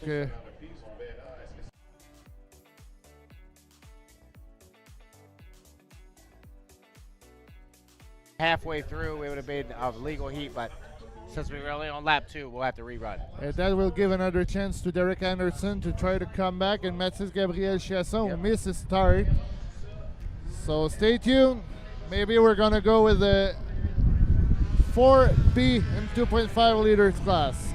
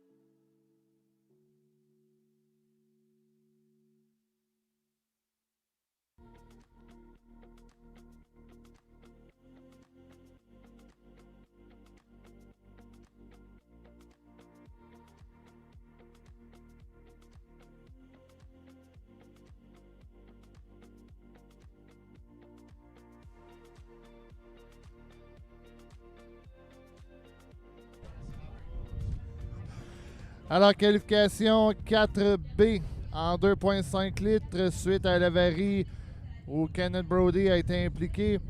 On aura à l'intérieur le Defying Gravity, le S17 de Stéphane Racine, le 104, le D-Rock Paysagement Racing de Benoît Toupin. Dans le troisième couloir, Kyle Hayes, le TKO Motorsports. Dans le troisième couloir, dans le quatrième couloir, la grande surprise, Dominique Billette, qui est actuellement deuxième dans le cumulatif des points, le All-In. Et dans le cinquième couloir, sous restriction, le S91 de Rémi Beauvillain, le Karma. Alors, ce sera intéressant de voir les conditions qui semblent avoir amélioré. Là. Donc, the wind has slowed down a little bit. Et les nouvelles sont du moins bonnes du côté de Brody. Il est OK. Alors, Rémi Beauvillain qui actuellement est 9e au classement, le 91. Avec une belle performance pour être devant Stéphane Racine qui lui a 39 points. Racine qui lui est actuellement le dernier en liste là, pour participer à la finale. Le Defying Gravity à 39 points. Benoît Toupin, lui en a 51. Il était 6e avant le début de la journée. Ainsi que Kyle Hayes qui lui est 4e à 54 points. Ça promet. Ainsi que Dominique Billette à sa deuxième fin de semaine officiellement avec cette nouvelle embarcation. Le All-In est deuxième avec 67 points, 4 points de Jacob Hainaut. Et du côté de Rémi Beauvillain, comme on disait, c'est actuellement la 9e place à 33 points. Lui qui a cassé son contrat avec François Jolicoeur. Et Derek Anderson lui a permis de sortir son embarcation pour lui permettre de vivre le rêve de Valleyfield. Lui qui sera dans le 751 de Marc Lalonde l'an prochain. Benoît Toupin, un pilote de la région de Valleyfield à surveiller. Embarcation de propriété de Martin Desrochers. Kyle Hayes, le cousin de Brendan Kennedy dans le TKO Motorsports. So the 35 and the 22 are now directly in the final. Same thing for Benoit Toupin, the 104. But for now, Stéphane Racine is the last drivers who can go in the final with 39 points. Beauvillain is in line with the Karma with 33 points. Et là, avec Brody qui a dû abandonner lors de la dernière course, qui a eu son avarie, lui ne pourra participer à la finale. So we are at 1:21 to the start. 2 qualifications encore avant les Grands Prix.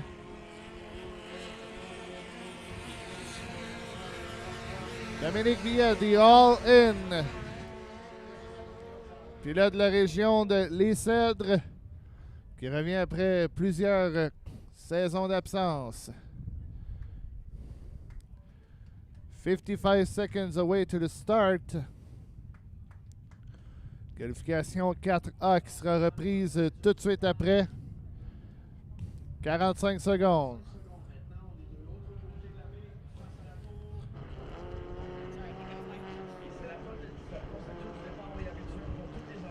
On est encore extrêmement rapide.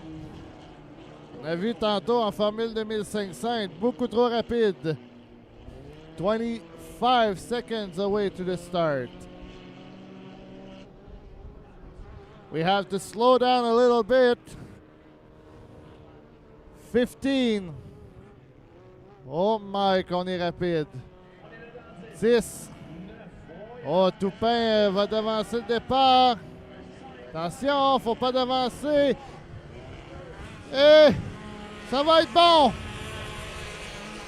Ça va être bon pour Dominique Billette dans le All-In. Semblait très proche de Rémi Beauvillain qui est en tête. C'est Kyle Hayes. À l'intérieur, c'est Hayes et déjà Billette à ses côtés. Le all-in. Troisième, on a Benoît Toupin. Beauvillain, quatrième et Racine, cinquième. Alors, Kyle Hayes, prise en chasse par Dominique Billette. Au virage, Hayes qui charge. Billette qui se pointe. Oh, qu'on est prêt. Billette remonte dans le droit après un tour. Et Beauvillain est actuellement troisième dans le karma. Oh, quelle bagarre entre Kyle Hayes de Michigan, Dominique Billette de Les Cèdres. Billette se pointe le museau. Hayes profite de son couloir intérieur. Mais là, on est côte à côte. Deck to deck between the 22 and the 35. Quel spectacle! Billette qui a besoin d'une victoire pour avoir un bon couloir. Hayes qui valse dans le virage. Et Billette qui lui laisse suffisamment d'espace. Attention, c'est presque touché dans le droit. Très peu d'espace entre les deux bateaux. Et Hayes qui reprend sa priorité. Alors que Beauvillain maintenant troisième, des problèmes pour Benoît Toupin. Oh, Beauvillain qui en a ce premier week-end dans cette embarcation. Le karma. Il a une avance un peu plus confortable pour Kyle Hayes. Mais Billette qui ne lâche pas. Quelle bagarre entre le TKO Racing et le All-In. Attention, crochet dans le virage. Billette semble. Et la Hayes qui a perdu un peu de vitesse. Et ça permet à Billette de revenir. Mais Billette semble avoir eu le même problème que Hayes. 3 tours de compléter. Est-ce que Billette va tenter de s'insérer à l'intérieur? Lui qui est actuellement deuxième dans la fin de semaine. Oh, Billette est maintenant à l'intérieur. Hayes garde toujours sa priorité. Beauvillain est toujours... Et là, c'est Beauvillain aussi qui est arrêté. Et là, Racine qui va passer très large. Faudra faire attention. Faudra faire attention là, du côté des embarcations pour l'éviter. So, Beauvillain has done the turn. Hayes va réussir à l'éviter. Même chose pour Billette, mais qui semble cependant dériver à l'intérieur en parlant de Beauvillain. One lap to go for Kyle Hayes. Il sera bien placé en vue de la finale. Dominique Billette, son objectif était de faire la finale et ce sera réalisé. Il sera bien placé en vue de la finale. Alors que Racine, lui, est actuellement quatrième dans le S17.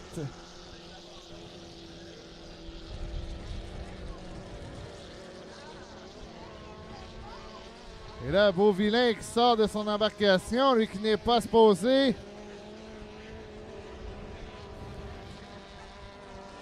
Alors, Kyle Hayes, attention au crochet. Va venir chercher une très belle victoire. Great win for Kyle Hayes. Everything is okay. Le gagnant, le winner, Cat Bay, Kyle Hayes, Little TKO Racing. Deuxième, Dominique Billette, All In. Et troisième, ce sera Benoît Toupin dans le D-Rock Racing, alors que Stéphane Racine, lui, a été lapé, termine quatrième. So, John, what a great start by Kyle Hayes and Dominique Billette, but Hayes with the inside lane, that's going away and win the race. Yeah, great run by Kyle there. I know those guys were really looking forward to getting 25 points here in their qualification heat today to get themselves in a better lane for the final later on this afternoon. 2.5 liter stocks out of the water now. I'm going to assume that we will rerun 4A next with 3 boats. So we'll have to rerun 4A due to the fact that we had the stoppage with Ken Brody III earlier in their qualifier. You saw there in that heat race that Remy Beauvoyer in the 91 broke down in turn number 2, but he flipped the lid, and all the drivers' lids have that orange paint on them, and everybody has a spotter. So the reason we were able to continue to run there is because everybody knew Remy was inside there, and their spotters were telling the drivers where he was. So we continued the race. We don't have to stop the race when everybody has a radio communication. So they know he's there. They go to the outside of him. Everybody's safe. The only thing that Remy should have done differently there is stay in the boat. He should have just stayed in the boat instead of getting up a little bit early there. So up next should be the rerun of 2A, and then it should be Grand Prix 3A, 3B, 3C. Or 3A and 3B, I'm sorry. We're down to 3A, 3B now. All right, coming up next. Heat 4A. Heat 4A coming up next. Rerun of 4A for 2.5 liter stocks. Once again, thank you for coming in. It's the top of the hour here, 12 noon. If you're expecting Grand Prix Hydros, we were saying 12:05 earlier today. We've had a couple stoppages here, so that has put us back by a few minutes. But we'll rerun 4A, and then we'll have Grand Prix 3A after that. So we are very close to Grand Prix Hydros for all our friends watching us live on YouTube and around the world. We appreciate it. Once again, if you are watching us on YouTube, do us a favor, like and subscribe to our YouTube channel. That will help us in continuing to bring you these live broadcasts each and every week that we have a race here on the HRL circuit. Our next race will be in North Tonawanda, New York, just outside of Buffalo, on the first weekend of August for Thunder on the Niagara. And then we'll round out our season the first weekend of September, Labor Day weekend in the States, at the Beauharnois Regatta in Beauharnois, Quebec, about 20 minutes north of us here in Valleyfield. So that's the 2 remaining races we have. We are getting to almost the halfway point. The way it works today, we all run our final qualifier of the weekends in the morning and early afternoon. Then we go to the consolation heats. If you do not make it directly into the final, you have to win your way into the final by going through the consolations. That was, yes. Yes. So we'll have the rerun of 4A coming up here in just a few minutes. On vous rappelle également que vous pouvez télécharger l'application HRL où vous avez tous les résultats en instantané, ainsi que les groupes de qualification et plusieurs informations sur les sites de course, sur les pilotes, ainsi que les types d'embarcation, les fiches techniques, tous les règlements sont mis à votre disposition sur l'application HRL, disponible sur Google Play Store ou sur App Store pour les iPhones. Restez là, dans quelques instants, la reprise de la qualification 4A en classe 2.5 litres, présentée par le docteur du pare-brise.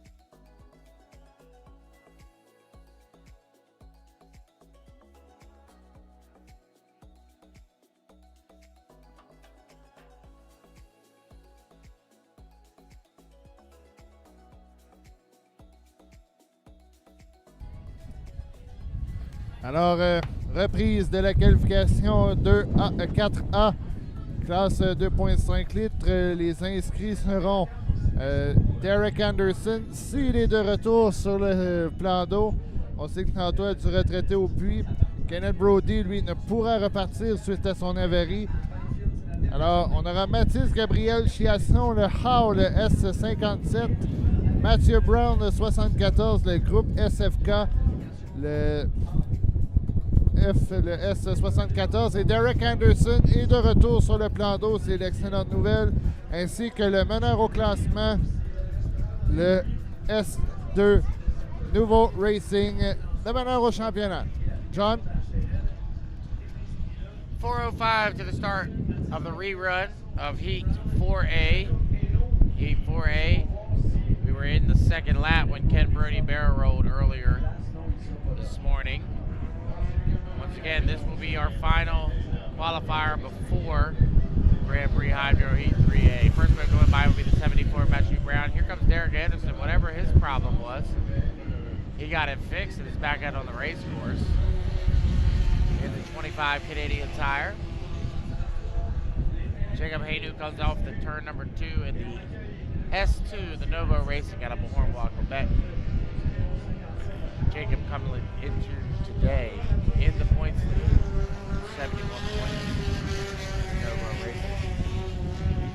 And the final boat coming through turn number 2 right now, the 57, the Howe, driven by Matthias Chasson. Once again, these are 2.5 liter stock hydros, 2,300 cubic centimeter motors, or the Honda powered engine. Chasson comes by here, got Hondas.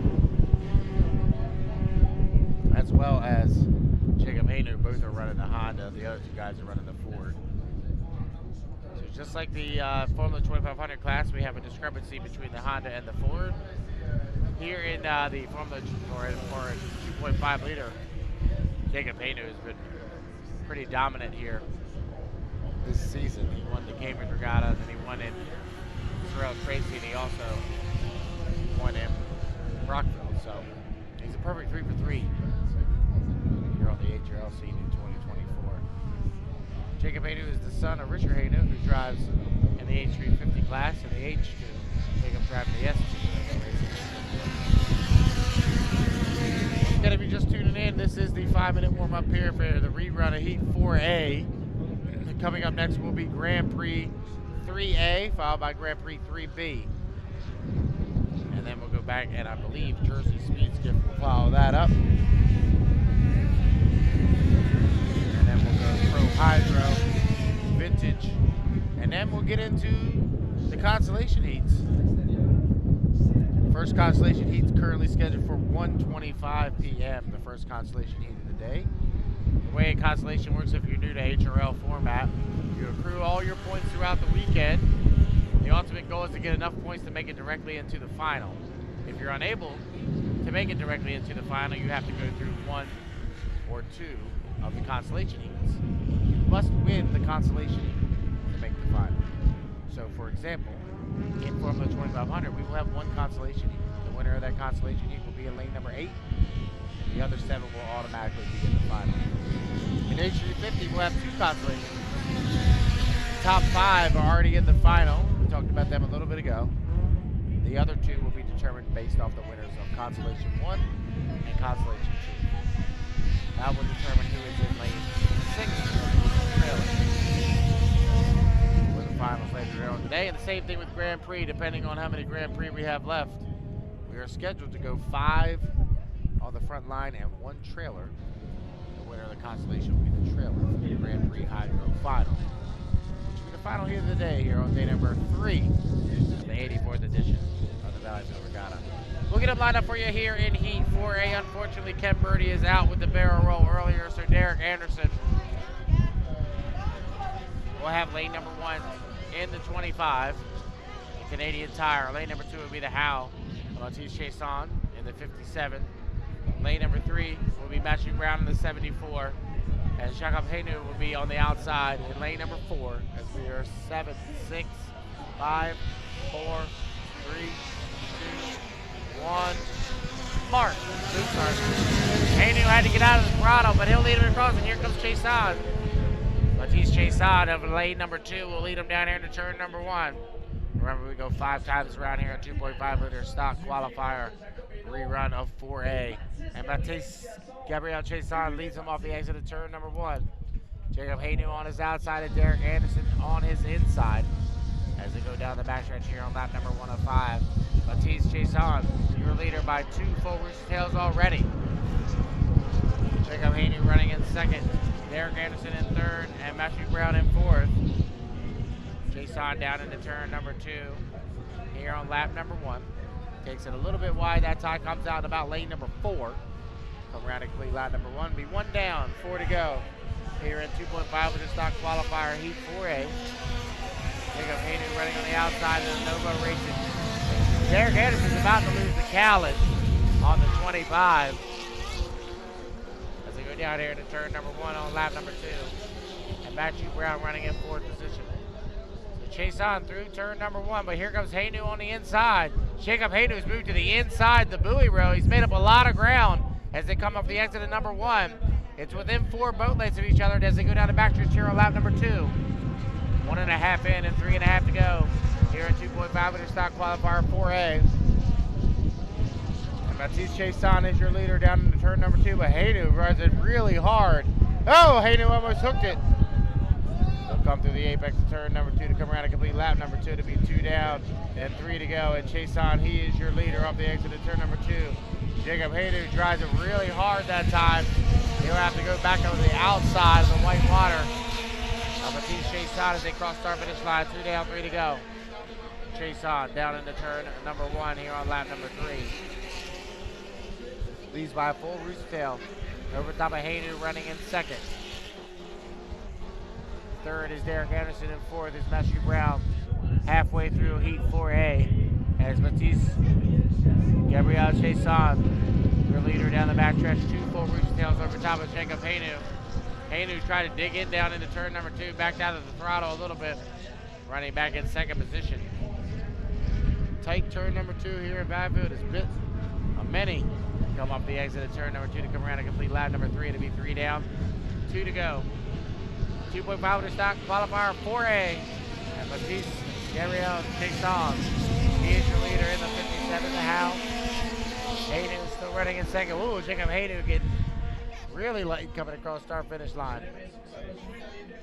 Third position is still Derek Anderson, in 4th is Matthew Brown. So through the apex of turn number 1 here on lap number 4 of 5. Matisse Gabriel Chason, your leader by a full tails. Second position is still Jacob Haynu. Third, Derek Anderson, in 4th is Matthew Brown. They head down here into turn number 2 on lap number 4. So 3.5 in and 1.5 to go. Here in heat 4A. Haynu once again goes to the inside, really driving hard. Is Jacob Haynu as he goes to the buoy row trying to make up ground on Chason. He's come down here to complete lap number 4. White flag being displayed, signifying 1 more lap around. Here in heat 4A, 2 young drivers, 1 from Valleyfield and 1 from Bahorwa, duking it out here in 4A, and here comes Haynu on the inside. Jacob going to try to drive hard down here into turn number 1, and oh, Haynu barrel rolls it. He's upside down as Jacob Haynu. He barrel rolls the 2 down in turn number 1. Rescue team over there quickly on the ski-doo to try to get Jacob Haynu out of the boat. The rescue diver jumped right in. Waiting to see. It looks like there he is. The orange helmet has popped up. That's a good sign. So Haynu is out of the boat. That's a good sign as he was driving really hard down into turn number 1 to try to make up ground. And he barrel rolled once again. Boat this time upside down. But Haynu, he's standing on top of the boat. Yep, the good news, he's okay. And getting word from our officials that that race is going to be official. So we'll score it as Chason, the winner of Heat 4A.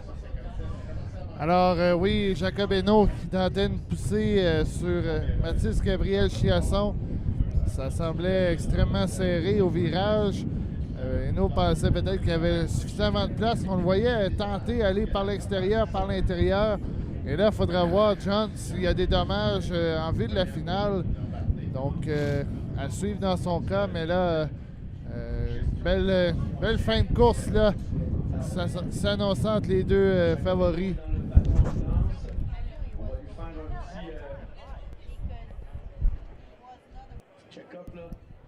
Alors, dans quelques instants, le pilote est OK, il est debout sur l'embarcation. Ça, c'est l'excellente nouvelle. Et la prochaine course, John JP.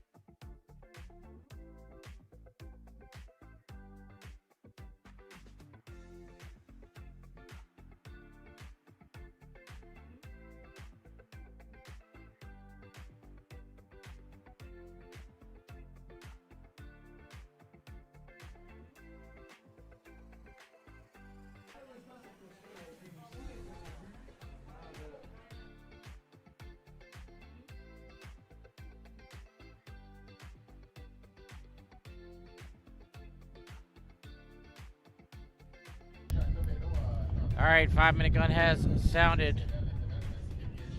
GP Heat 3A should be making their way out of the pit area. We do have the Consolation set in Formula 2500 and H350, Nick, so we'll go over them maybe in between this GP Heat. We can talk about the Consolations that they'll be coming up. But our first GP Heat of the day, Heat 3A, we should have 4 of them make the call.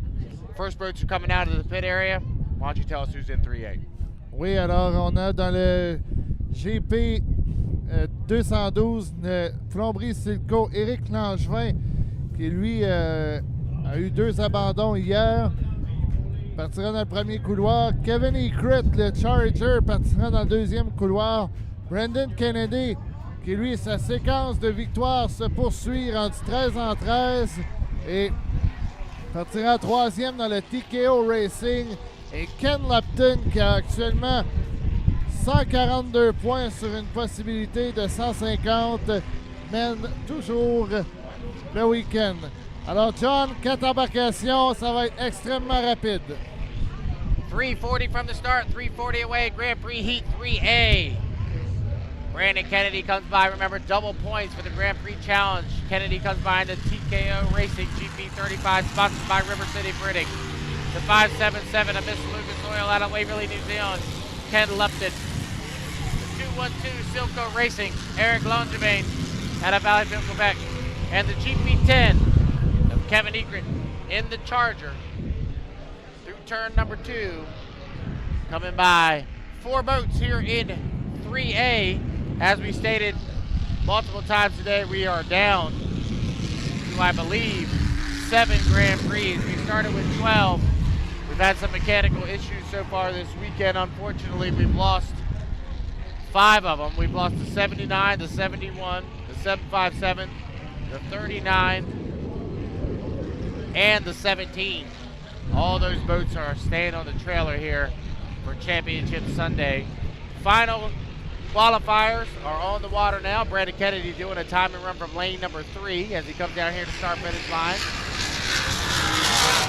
2:30 left in the start. I was able to talk to both Ken Lupton and Brandon Kennedy this morning. They're both very, very excited about where they are right now in the points as they get ready for the final later on this afternoon.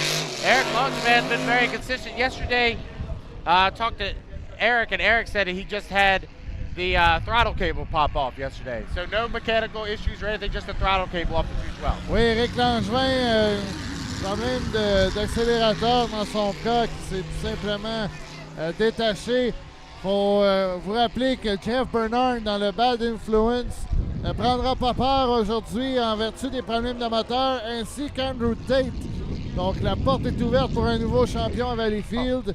Est-ce que c'est Ken Lupton ou Brandon Kennedy qui peut remporter cette vague?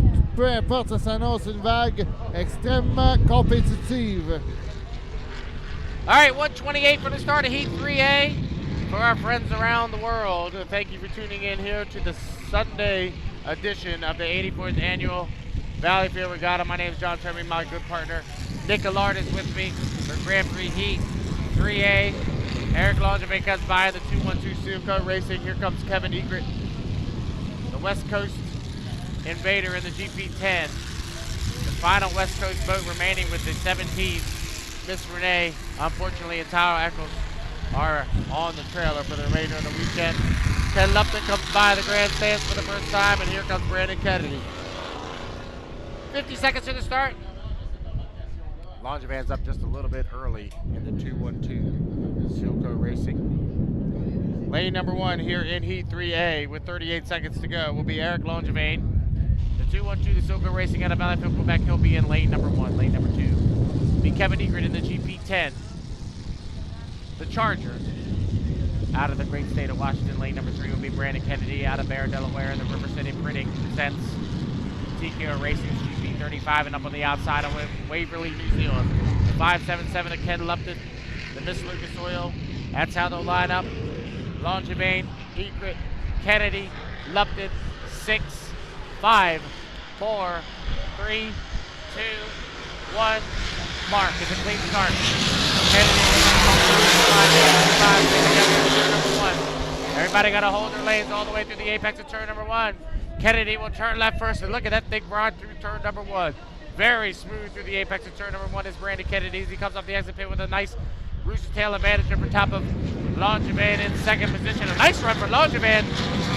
And Ken Lupton out in third. Kennedy down into turn number 2.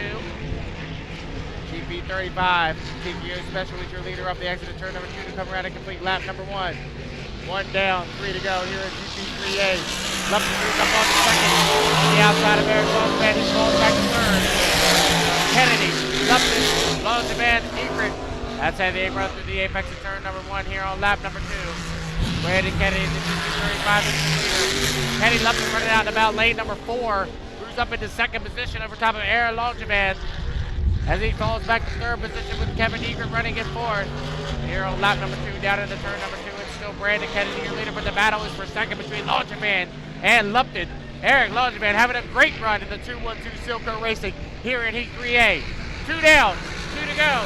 GP 3A, Longevan and Lupton are still side by side off the exit of for second position. Ken Lupton running really wide out here in lane number 4. Holds on to second over top of Eric Longevan, who falls back to third.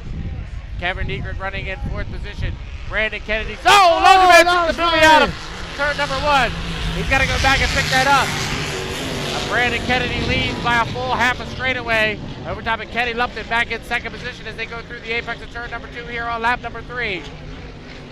Gonna be 3 down, 1 to go here in GP 3A, and Brandon Kennedy backs it off a lot as he comes from start finish line. River City Printing presents TKO Races GP 35 577. Soil running in second position. Third place is now Kevin Egret in the 10, and fourth Eric Longevan trying to make up ground in the 212 Silco Racing, but half a lap away down the backstretch for the 4th and final time here in Qualifier 3A. Brandon Kennedy out of Bear, Delaware will bring it down into turn number 2. Final turn, final lap, Heat 3A. He'll come way wide. The GP 35. Thompson Automotive Group presents the TM Special, sponsored by River City Printing. Your winner of 3A, Brandon Kennedy. Second position, we'll go to the 577, Ken Lupton out of Waverly, New Zealand in the Miss Lucas Oil. He'll come around and get second place points. Third, Kevin Egret will take third, even though Longevan's right there on his outside. Kevin Egret will still get third because Longevan will be penalized for striking a buoy down here in turn number 1. So Kevin Egret in the GP10, the Charger, will come across and get third position. And fourth, we'll go to Eric Longevan in the 212 Racing. We'll wait for the official call, but pretty obvious there where Longevan took out the penalty. Unfortunately, he was running really well prior to hitting that buoy. It was Longevan. Whatever mechanical issue they suffered yesterday, I was told it was just a throttle cable popping off, but the 212 looked pretty sound. Unfortunately, Eric strikes the buoy. Oui, Langevin qui termine en 4e place. Il faudra attendre de voir s'il y a pénalité dans son cas. Langevin qui devra possiblement passer en finale consolation. Et Brandon Kennedy affiche ses couleurs en vue de la finale. Et Ken Lupton devrait être devant lui en finale dans quelques heures. Prochaine épreuve, qualification 3B. Classe Grand Prix, présenté par Journal de Montréal. Coming up next will be Heat 3B, as Nick said, sponsored by Journal de Montreal. The Grand Prix Hydros out on the race course, a time of 2 minutes 34 seconds unofficially for Brandon Kennedy there in Heat 3A. Yesterday we were looking at much faster times, a 2:21 for Brandon in Heat 2A. So a little bit tougher conditions today, a 2:34. The 212 will be assessed a P6 penalty for dislodging the buoy. So we will have to get that buoy back on the race course in turn number 1. And once we get through Heats 3A and 3B, we should know the votes for the final coming up later on this afternoon. Final currently scheduled for right around 4:30. And I know HRL tries to get that GP final done right around 4:30, so they have about an hour for their award ceremony after that. So 4:30 should be the GP final later on today. We'll get that buoy reset. We'll come back for 3B of Grand Prix, sponsored by Journal de Montreal, coming up next.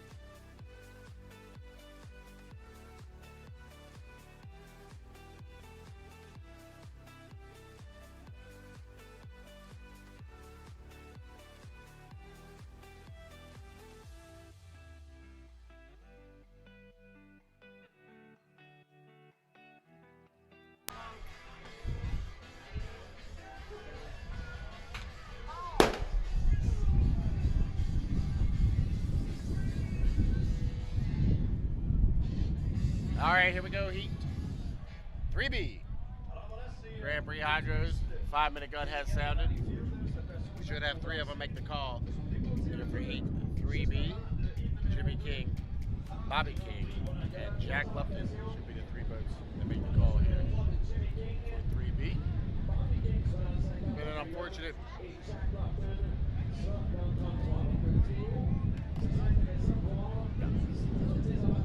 It's been unfortunate for a few Grand Prix Hydros here this weekend. We started with 12, we're down to 7. 2 qualifiers today. 7 boats, we will have a consolation. At least a 2-boat consolation later on this afternoon. But after this heat is over, we should be able to determine who will be on the front row for the final. We'll have a 5-boat front row and a 1 trailer boat for the final later on this afternoon. The first boat coming off the edge of the turn number 2 will be Jimmy King. That boat has been wanting to pull to the left every time Jimmy comes off of turn number 2 this weekend. The GP3 Racing. Jimmy's out of state of Michigan. Here comes his son Bobby King out of Sterling Heights, Michigan. Down here to start finish line of the GP50, the Freedom. Drives for the Brody family out of Grand Island, New York. And the final boat here in heat 3B out of Waverly, New Zealand, the Lupton Motorsports GP33. Jack Lupton, the driver, coming across, currently sitting in second in points is Jack. Nick, depending on how the points shake out, it could be the Luptons in lane 1 and 2 for the final. Oui, les Lupton qui étaient premier et deuxième avant le début de la journée. Et là, avec une victoire que Jack Lupton pourrait égaler le nombre de points de son frère, qui a fait une 2e place lors de la dernière séance de qualification. Bobby King, qui est actuellement 4e au classement, c'est avec 114 points, très bien placé en vue de la finale. Alors que Jimmy King, lui, dans le Pleasure Seeker, a toujours que 30 points. Lui devra assurément passer par la consolation pour tenter de se tailler une place en finale. On sait que le Canada Boy, lui, son week-end est terminé, ainsi qu'Andrew Tate, Tyler Eccles et Jeff Bernard. On sait que Patrick Howard hier a eu un moteur sauté. Alors il ne reste que 7 bateaux. Un supplément de consolation à 2 embarcations. Et à surveiller Jack Lupton dans le GP33, le Lupton Motorsports, ainsi que Bobby King, qui hier a connu une excellente journée. On est à moins de 2 minutes avant le départ. We are 1:53 to the start. 1 minute, 50 seconds to the start. The way the points are laid out right now, Ken Lupton with that 42-point performance there in Heat 3B gets 184 points. He cannot be passed. So he will have lane number 1 for the final. So Ken Lupton is already in with lane number 1 for the final. Jack Lupton, if he has a first place finish here, will slot into lane number 2 for the final with 174 points. So, very, actually, wow, this is interesting. If Jack wins this heat, he and his brother will be tied in points going into the final. So then we're going to have to look back at times to determine who have lane number 1. Wow. A lot going on here at GPs, only with 7 votes left. But we could have a tie at the top of the point standing after this qualifier. We'll have to wait and see. As we're 52 seconds from the start.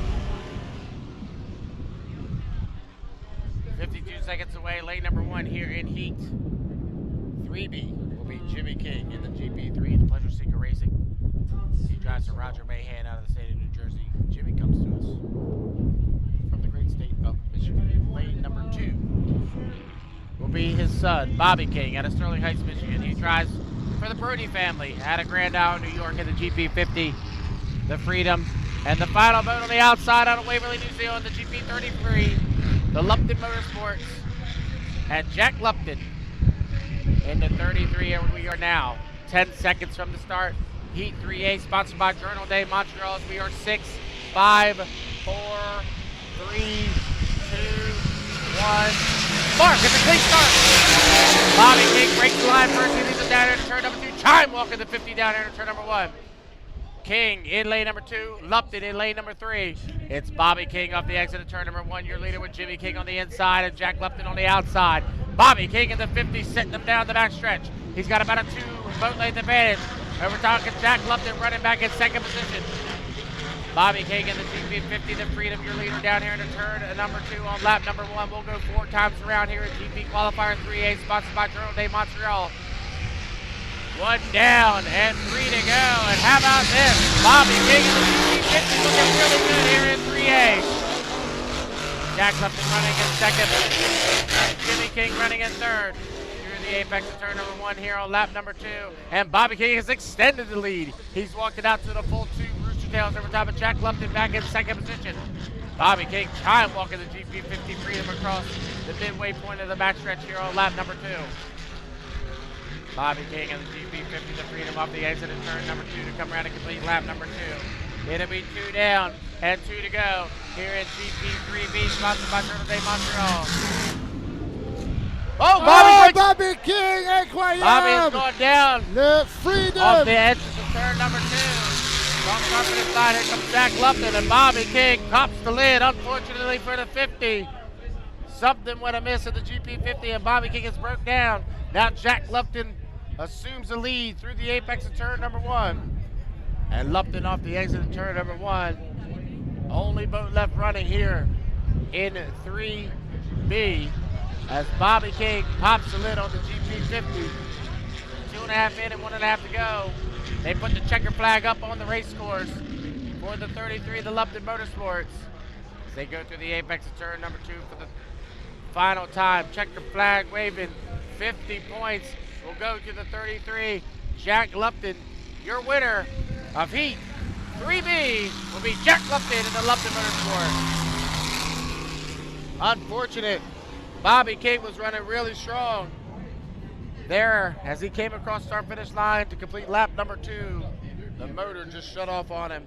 And right now, unofficially, by my calculations, we've got a tie at the top of the leaderboard between the 577 and the 33.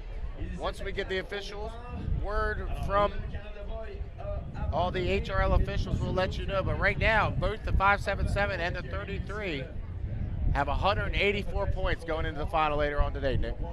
Oui, alors Jack Lupton qui a profité des abandons des 2 Kings, soit Jimmy King et Bobby King. Souhaitons que ce ne soit pas le moteur et qu'il pourrait revenir en vue de la finale.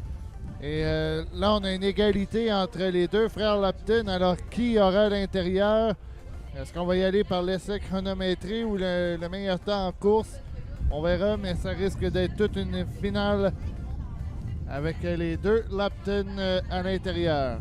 Prochaine épreuve, classe Jersey Speed Skiff.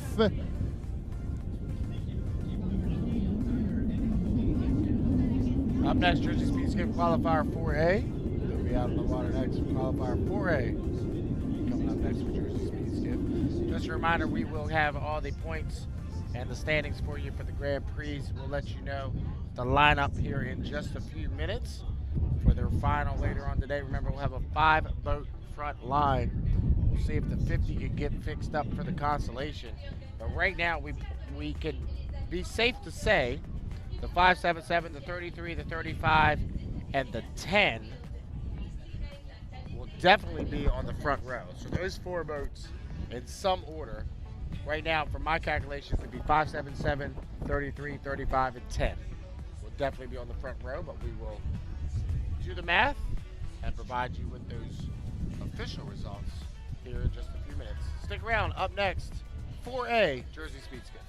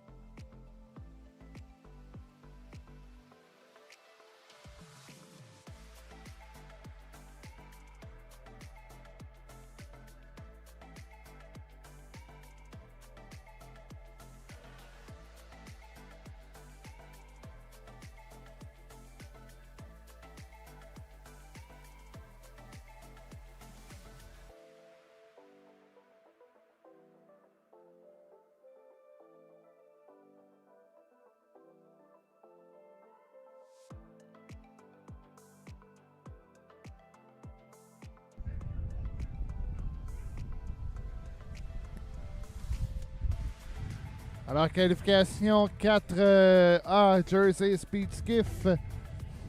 On aura à l'intérieur le Rolling Thunder de Tom Pacradoni, le JS7, le JS99 de Dave Greenlaw, le Very Cherry, le 721, le Going Skiffin' Crazy de Courtney True Love, le 113 de Louis-Alexandre Baudouin, le Sorel Tracy avec le Another One, Max Ewancio, le JS 45.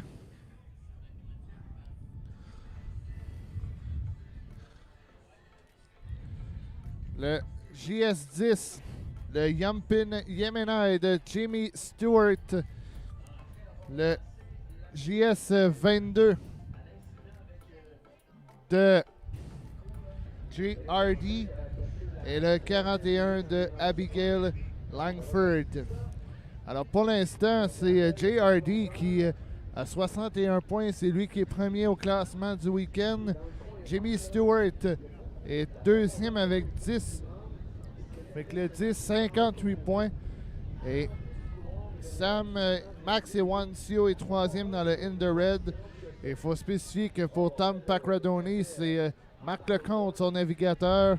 Et pour le duo québécois de Louis-Alexandre Baudouin et Evelyne Côté de l'Île, qui viennent de la région de Sorel. So, John, who's going to be the drivers to watch in this race? Yeah, this is going to be an interesting heat. We got Jay Hardy having to start up on the outside in lane number 7. We do have a driver change in the 41. Brendan Langford's actually going to drive the 41 for his wife, Abigail. She had to leave. She had a work commitment, so she had to leave early. So we do have a driver change in the 41. But Jay Hardy has very much impressed me here this weekend. That's a new boat for him this 2024 season. Jay's out of Greenwood Lake, New Jersey. He used to help put on the event that we used to run in Greenwood Lake many years ago. And he had a boat, he sold it, and then he got this brand new one called the Silver Fox. He ran it out in Decatur, Illinois earlier this year and did a very good job at the Eastern Divisional Championship. And he's running really good here in Valleyfield. First boat coming by is Max Awancio. He's got Nick Wheeler in there with him. Here comes Tom Pacradoni and Mark LeComte in the JS7 Rolling Thunder, Jimmy Stewart and Peg Awancio. In the 10, the 113, another one. Louis Boudin, the JS22. Jay Hardy, the 721, and Courtney Stewart and Dallas Truelove. And then Brendan Langford and Rob Schiller is in there riding with him today. And the final boat will be Dave Greenlaw and Alex Leroy. Those are the 8 boats. They've all made the call. We're 240 from the start, 240 away. After this heat, we will be done with all qualifications. Nick, we're and still we'll go at right Pro to Hydro. consolations. Pro We still Hydro. have Pro Hydro. I forgot about Pro Hydro. But still have Pro Hydro, but for the most part, we're getting done with all of our qualification heats. And then we'll start to get into the consolations. And then we'll get into the finals. So Championship Sunday, we're about halfway through Championship Sunday here at the 84th Annual Valleyfield Regattas. Boats starting to cut from the backstretch to the front stretch. 2 minutes away from the start, Jersey Speed Skiff Heat 4A. Nick, have you ever called a Jersey Speed Skiff Heat? Never. You do it. Okay. I'm going to let Nick call the Jersey Speed Skiff Heat. Nick's never called a Jersey Speed Skiff Heat. Never. It's crazy. Have fun. Alors, merci John de me laisser cette expérience. Non, je n'ai jamais décrit une course classe Jersey Speed Skiff. Ce sera la première fois. Alors, à surveiller Tom Pacradoni qui partira à l'intérieur et déjà prêt, lui, à la formation de départ. Bien entendu, à surveiller, évidemment, Jimmy Stewart dans le JS10, Yampin Yemenai qui partira dans le 6e couloir, ainsi que JRD dans le JS22. Et regardez-les bien s'amener dans le premier virage. Des embarcations qui ont été construites autrefois pour la contrebande d'alcool. Et Stewart là qui a fait 2 gros bonds. So we are 50 seconds away to the start. Pacradoni will start inside with a GS7. Davy Greenlaw second. Courtney Trulove third lane. Louis-Alexandre Baudouin fourth. Max Ewancio fifth. Jamie Stewart in a 6th lane. JRD in a 7. And Brendan Langford dans le 7e couloir. 24 secondes. 20. On est légèrement rapide à 15. Oh, Ewancio, Stewart, on s'est presque touché. 8 secondes. 6, 5. Oh, Hardy, attention. Ça sera bon. Et Green, là, qui a manqué son départ. Il faudra voir Stewart, Ewancio. Pacradoni, lui, est à l'intérieur. Et c'est Ewancio en tête. Pacradoni à l'intérieur. Stewart à ses côtés. Baudouin pas très loin. Et Hardy est actuellement 5e. Et regardez Pacradoni s'approcher de Max Ewancio. Oh, Pacradoni qui a des problèmes depuis le début de la saison, mais là semble retrouver tous ses chevaux vapeur dans le Rolling Thunder. Et Baudouin là, qui se fait rattraper par GRD. C'est 4 tours en GSS. Ewancio dans le virage. Pacradoni qui est tout près. Et Stewart qui s'appelle là. Pacradoni qui a vacillé dangereusement. Et Stewart qui est pas très loin dans le Yampin Yemenai. Alors que Baudouin, lui, se bat avec JRD. Alors quelle bagarre. Et Baudouin qui s'est dangereusement soulevé. Et là, quelle bagarre. Tom Pacradoni à l'intérieur. Max Ewancio. Et Stewart qui les regarde, pas très loin. Oh, quel spectacle! Et là, Hardy également. Et Pacradoni qui remonte. Oh, look at the Rolling Thunder in the GS7. And Stewart is now way too far behind. Still closer. On est côte à côte. Pacradoni qui colle. Stewart qui est pas très loin. Pacradoni qui a frôlé la bouée. On appelle ça embrasser la bouée. Et là, Baudouin qui a fait un crochet. Et regardez Pacradoni s'approcher. Quelle bagarre entre Tom Pacradoni qui a déjà roulé ici en Grand Prix et Max Ewancio. Et Pacradoni maintenant, une longueur de bateau devant Max Ewancio et Stewart qui est pas très loin devant Hardy. Stewart avec une 3e place égalerait JRD. Et là, ouais, Louis-Alexandre Baudouin, il a repris. Et là, regardez Stewart qui s'approche de son garçon. Oh, Stewart là qui se rapproche. One lap to go. Ewancio, Stewart. Great battle between the family. Et Hardy qui se rapproche dans le JS22. Alors que Greenland marque malgré tout.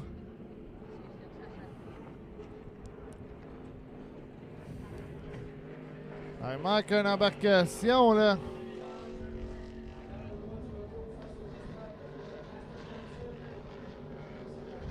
Ça semble être le 7-21 là, qui manque. Et Pacradoni, cette victoire va lui être extrêmement bénéfice. Malchanceux depuis le début de la saison, le Rolling Thunder, notamment 200 abandons à Sorel-Tracy.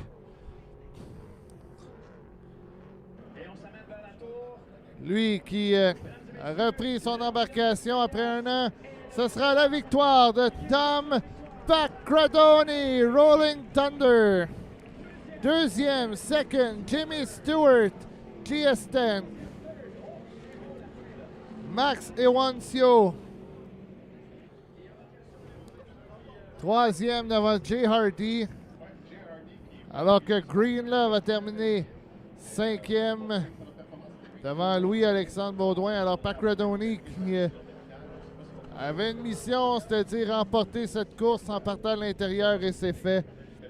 Alors il reste une qualification classe Pro Hydro.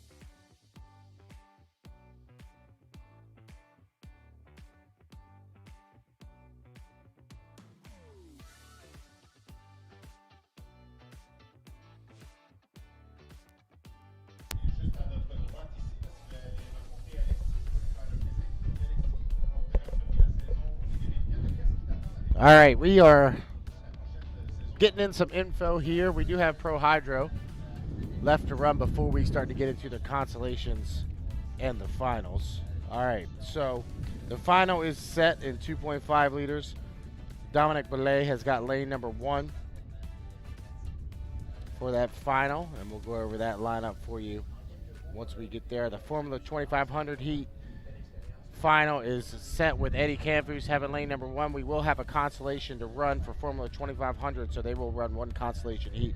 But Eddie Campus has put himself in lane number 1 for the Formula 2500 final.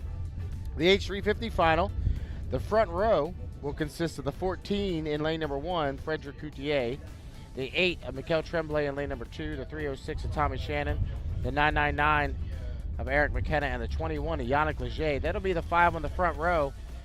The other 14 boats will have to go through the consolations.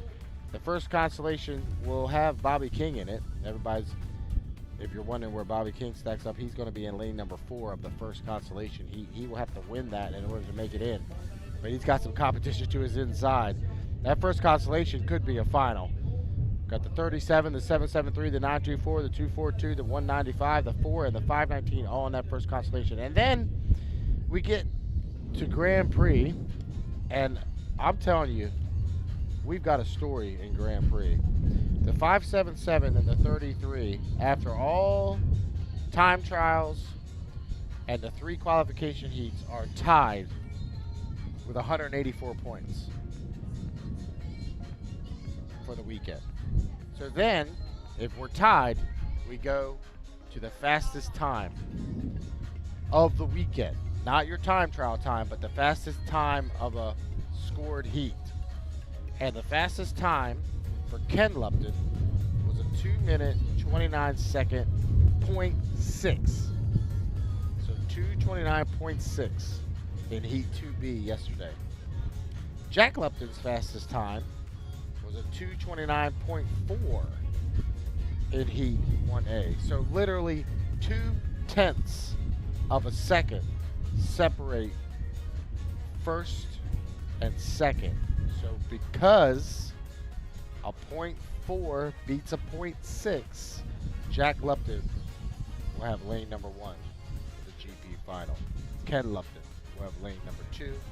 Brandon Kennedy will be in lane number 3. And then depending on the boats that are left, we will do the math to determine where they lie. Hopefully the 50 is okay. I know the 10 will probably be in lane number 4, but it's going to be between the 50 and the 212 to determine who else will be on that front line for the GB final. But what a story. The guys from New Zealand are tied at the top with 184 points, and it goes on fastest time. And according to the data in front of me, Jack Lupton had a time of 2:29.4.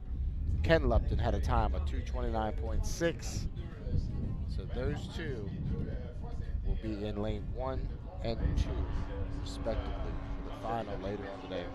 What a story in the Grand Prix class here this weekend. Out on the water now, Pro Hydro. Pro Hydro making their way out for their 3rd qualification heat.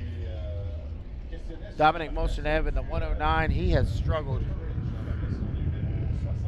He's had 2 did not finishes in that 109. He ran really solid in Brockville a couple weeks ago, but unfortunately 2 did not finish so far. He comes by start finish line. Here comes Jay Whitehair in the 146. The Steeler coming by start finish line. Pro Hydro heat. Okay. And the final boat coming across start finish line, that's the 60 of Mike Monahan. The Liquid Courage comes across start finish line. Good friend back in Madison, Indiana, Jeff Ehlers, told me about this Steeler, the National Mod. He was at the vintage boat at the Madison 5 to the 5 vintage regatta that takes place in Madison, Indiana in September last year. So they've taken it from being a vintage, they put a cockpit on it and a capsule, and they're out here running it in Pro Hydro. Jay Whitehair in the 146. Here comes Dominic Motionev. Boat looks much better here this afternoon as he comes across start-finish line in the 109. Here goes Mike Monahan. Mike's boats run really well. Both times he's been out on the water this weekend. That Liquid Courage owned by BJ Maduri and the Maduri family. A contender in Region 6 when the National Mods will be out in Region 6 later on here in 2024. We are 154 from the start.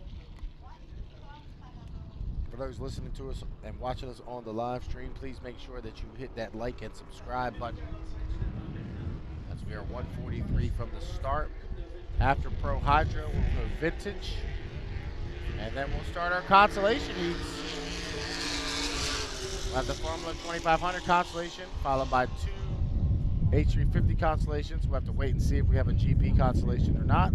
Then we'll have another round of vintage, and then we'll get into our first of 6 finals. The first final scheduled to go today at 2:50 this afternoon is the scheduled start time for the first final, which will be the 2.5 liter stock final. You don't want to miss the finals. 8 boat finals in 2.5 liter stock at Formula 2500, 7 boat final in H350, and of course the 6 boat final in Grand Prix and the 8 boat final in Jersey Speed Skiff. So our first final scheduled to go today at 2:50 p.m. So Pro Hydro, then vintage, and then consolation heats.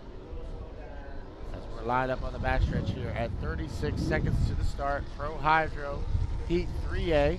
Dominic Motionev will be in lane number 1. Mike Monahan will be in lane number 2, and Jay Whitehair really outside in lane number 3. Pro Hydro Heat 3A here at the day number 3 of the 84th annual Valleyfield Regatta, as we are 10 seconds from the start. Motionev, Monahan, Whitehair. We are 4, 3, 2, 1. Mark, nice start for Jay Whitehair on the outside. They'll lead him down here to turn number 1 in lane number 3. Monahan's going to move up in the middle. And Mike Monahan and Dominic Motionev side by side down here into turn number 1. We'll go 5 times around here in the Pro Hydro Qualifier 3A. And Dominic Motionev powers away in the V109 as they head down the backstretch. Mike Monahan running in second and Jay Whitehair running in third. Down into turn number 2 here on lap number 1 in Pro Hydro Qualifier 3A. And Dominic Motionev comes off the exit at turn number 2 to come around and complete lap number 1. 1 down and 4 to go here in Pro Hydro Heat 3A. And that boat's running much better today than it did yesterday. The 109 is your leader. Second position is the 60, the Liquid Courage. In third place is Jay Whitehair in the 146, the Steeler. Down into turn number 1 here on lap number 2. Motionev and Monahan. About 4 boat lanes separate first and second as they go down the backstretch. And Dominic Motionev is your leader, but Mike Monahan on the outside as they cross the midway point of the backstretch here on lap number 2. Monahan makes up a lot of ground this time down into turn number 2.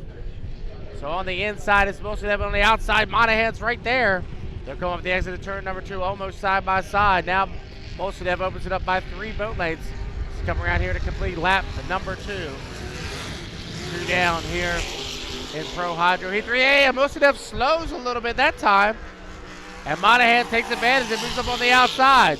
So Dominic Motionev on the inside and Mike Monahan on the outside. Side by side. Oh, Monahan lost something. It broke down. He might have lost the rudder the way that boat just went straight and didn't turn. And unfortunately, Mike Monahan is pointed back towards the pit area in the NM60 Liquid Courage. Not sure what happened with Monahan, but he went straight instead of turning through the apex of turn number 2. But he's got the 60 Liquid Courage fired back up. He's headed back in towards the pit area, so hopefully nothing too bad in that 60 Liquid Courage. White flag being displayed. Go one more lap around here in Pro Hydro. P3A. Steeler Jay Whitehair comes by in the 146 through the apex of turn number 1 on the 4th and final lap here in Pro Hydro 3A. It is all Dominic Mosenev in the V109, your leader, down the midway point of the backstretch here on lap number 4. Jay Whitehair running in second.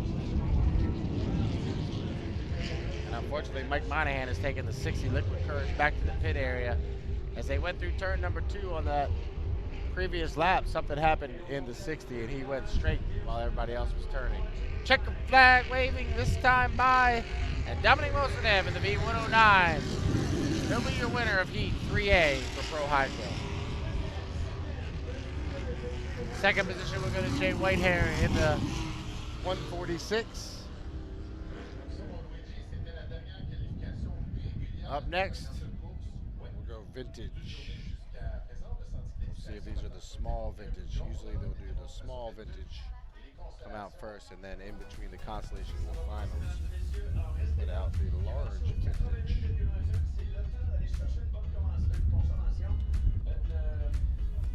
So, as we were talking before that Pro Hydro heat, the finals are set, except for whichever boats are going to win the Consolation and make it in on the outside.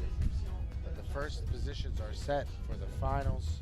Our GP final will be the 33 in lane number 1.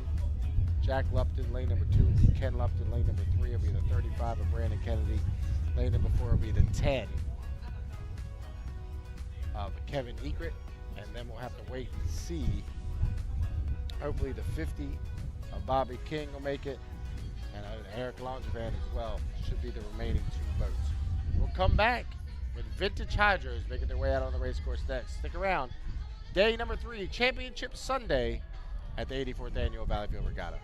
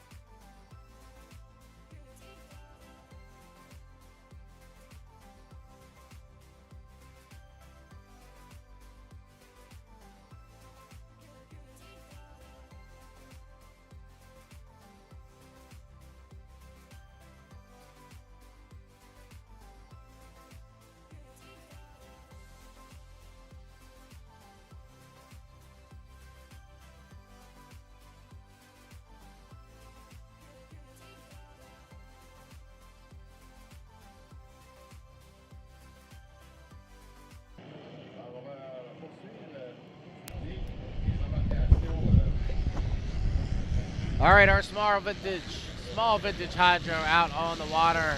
First boat coming across the 888, the Miss New Jersey. I believe Mike Webster is doing the driving in that boat today. The 60. Good to see the E60 Fast Company and Matt Morsheimer. The E19 on the inside and the CS68 on the outside. The E19, that's that John St. Peter. 26 just came by. The Nova, Armand Trahan.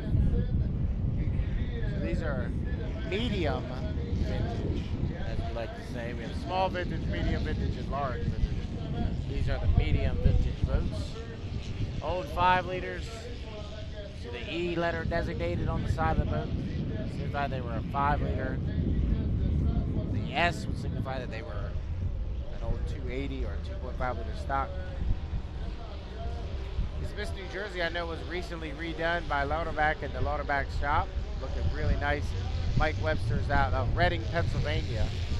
Comes by, start finish line. Go to the outside, that's the A77. The Hot Shot. Eben Whitehair does the driving in the A77. Here's the E19, now that's that. And John St. Peter. 68, this is Gabriel Braun and the Odyssey. Gabriel's been out a couple times this weekend. And the 26, the E26, the Nova, and Armand Trahan. Really cool to see these old boats out on the race course. As a kid, I can remember some of these back in the 80s and early 90s before everybody went to the capsulated boats in the mid-90s. This 60 coming across start finish line right now. The Fast Company, as driven by Matt Morsheimer in the E60. So vintage, medium vintage, out on the race course. Gonna do a few laps. They've got green flag being displayed. They'll do a few more laps out on the race course before coming back in. After that, we would go the first consolation of the day, which should be the Formula 2500 Consi, followed by the 2 H350 Consis. We'll have to see if we have any GPs left. They're waiting to determine if we're going to run a GP Consi or not. They're waiting on word from the officials in the pit area to determine whether or not we have enough remaining boats, basically, to run the GP Consi or not. Then we'll go to another round of vintage, the large vintage, and then we'll get to our finals. Current start time for our first final is 2:50 this afternoon. Our 2.5 liter stock final is scheduled to go at 2:50 this afternoon. Thank you all for tuning in on our live stream coverage. We got a great team producing the live stream for you here this year in 2024. And me and Nick are just the voice on the live stream, but the behind the scenes of Steven and JP, they do a tremendous job getting everything set up and ready to go for the live stream. JP basically does all the, JP and Steven do the behind the scenes work to get this thing going, and Steven is the producer of the live stream, so when you get those different camera shots, Steven's the one controlling all that. We have a young man by the name of Leon on the backstretch, giving you those cool backstretch shots. And up on the top of the tower, we have Jared Meyer helping us out this year. So some really cool camera shots, and of course our drone team. They do a tremendous job getting you those drone shots. So big team helping put on this live stream, so it's very important that you either like or subscribe to the live stream to help us out. The more likes and subscriptions we get, the better we can continue to help produce this here. Oh, it hung up. It was ringing, it hung up. All right, I'm gonna sit out and let you watch these vintage guys go around for a couple more laps. But coming up next, be our first consolation of the day, Formula 2500.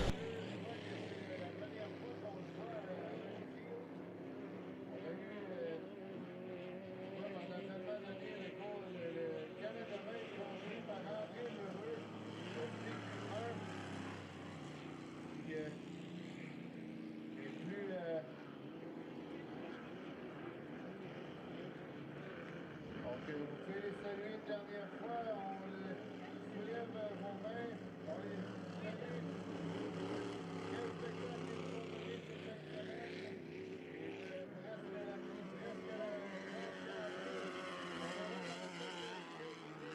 presque la quatrième finale consolation, et je crois qu'on aura 4 finales consolation assez spectaculaires, comme depuis le début du programme vendredi.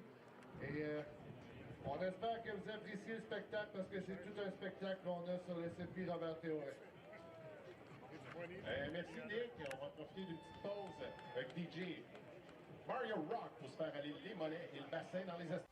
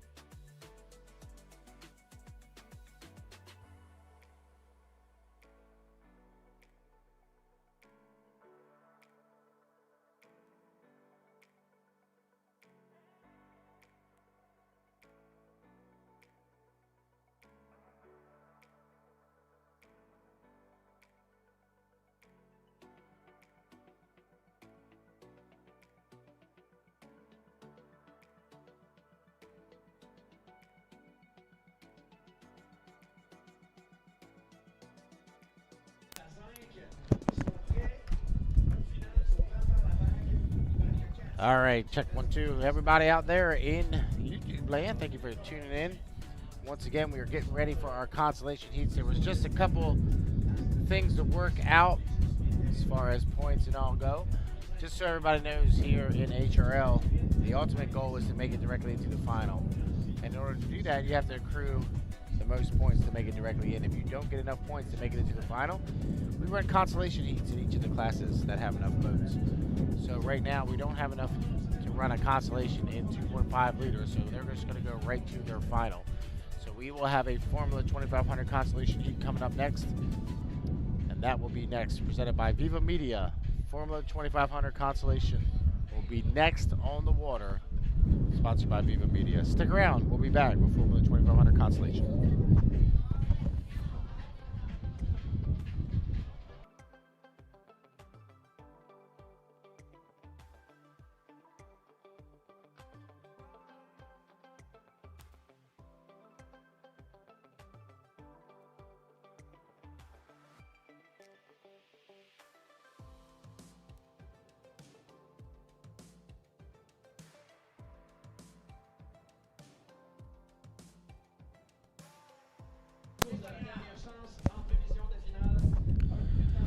All right, once again, the 5-minute gun has sounded. Formula 2500 consolation heat. Remember, you must win the consolation to make it into the final. And then once you make it in there, Nick, you're put in lane number 8. The boats for our consolation heat, Nick, are as follows. The 757 Stephanie Blaine, the 38 of Adam Carruthers, the 555 of Michael Tremblay, but I think he might be a scratch. The 77 is definitely a scratch. And the 751 of Mark Lalonde, hopefully they got their problem fixed, and the 88 of Alex Leduc. So I see the 38, I see the 88, a 757, the 4 of Tommy Shannon. Uh-oh, I didn't have the 4 on there, I'm sorry, I didn't have the 4. Cat.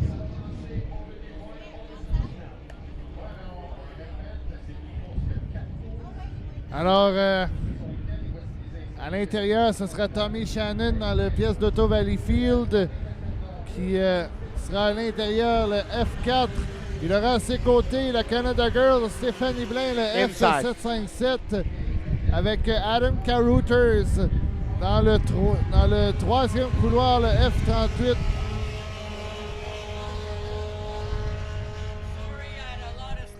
No problem, no problem. Dans le 555, on aura Michael Tremblay. Dans le quatrième couloir, le 77 et le 751, c'est terminé.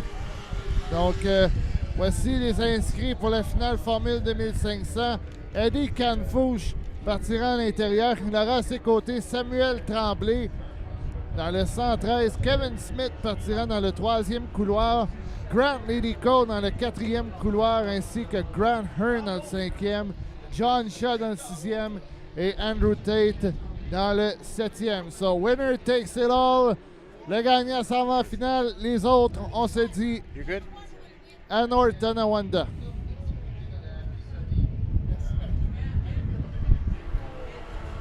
All right, 2 minutes, 33 seconds to the start. 2 minutes, 33. Boats coming by start-finish line. Stephanie Blaine in the 757, the 88 of Alex Leduc, the 4 of Tommy Shannon. Got a couple scratches. The 751 of Mark Lalonde is scratched out, and we know the 77 is scratched out. He's scratched for the weekend, I believe. The 77 also scratched. So we should have 5 boats here vying for 1 spot. The winner will make it directly into the final. They will be placed in lane number 8 for the final later on this afternoon. The other 4 boats will be done for the weekend. As we are 145 from the start, 145 away from the 2500 consolation. We are into our consolations. We were supposed to start at 125, so we're actually pretty good on time because we did have to we canceled the 2.5 with the stock consolation. So running pretty right on time here at the Valleyfield Regatta. I wouldn't expect anything less from the folks here at HRL. We are 117 from the start, 117. Nick, why don't you line them up for us? 117 to go. Alors, à surveiller, bien entendu, Tommy Shannon dans le F4, la pièce d'Auto Valleyfield, le fils de Norm Shannon, qui a justement l'ancienne embarcation de Stéphanie Blain à ses côtés. Et faut pas négliger Adam Carothers dans le Heron Choker, finale Consolation. Winner takes it all, like we said. The others see you in 2 weeks in North Tonawanda. 40 secondes avant le départ. 38 seconds to the start of the Consolation. First Consolation of the day, Formula 2500. Tommy Shannon will be in lane 1, Stephanie Blaine will be in lane 2. Adam Carothers will be in lane number 3, Mikkel Tremblay will be in lane number 4, and on the outside will be Alex Duke in the 88 Fat Boy Racing. We are 22 seconds for the start. Consolation number 1. They'll come through turn number 2. Everybody pretty good on their timing marks right now. Winner will go directly to the final. The other 4 will be put on the trailer as we are 8, 7, 6, 5, 4, 3, 2, 1. Mark, we'll call it clean from here, and Alex Duke will lead him, but here comes Carothers. Adam Carothers from lane number 3 will lead him down into turn number 1. Mikkel Tremblay, something went amiss in the 555 Happy Sunny, but through the apex of turn number 1, it's Adam Carothers from lane number 3, Stephanie Blaine, and Tommy Shannon back in third position. Off the exit of 1, it's Adam Carothers, your leader. Alors, c'est Carothers pourchassé par Stéphanie Blain ainsi que Tommy Shannon. Et là, attention à Michael Tremblay qui n'est pas dans une bonne position. Et regardez Tommy Shannon qui est maintenant deuxième devant Stéphanie Blain. Est-ce qu'il peut aller chercher Adam Carothers au virage? C'est bien passé pour Carothers ainsi que Shannon. Off the exit of 2, Adam Carothers out of Rexton, New Brunswick. He is your leader. It's a clean start. We just got the word from the official that it was a good start. So Carothers, he is your leader by a rooster tail and a half. We only go 4 times around in the Consolations. Carothers leads. Tommy Shannon in second.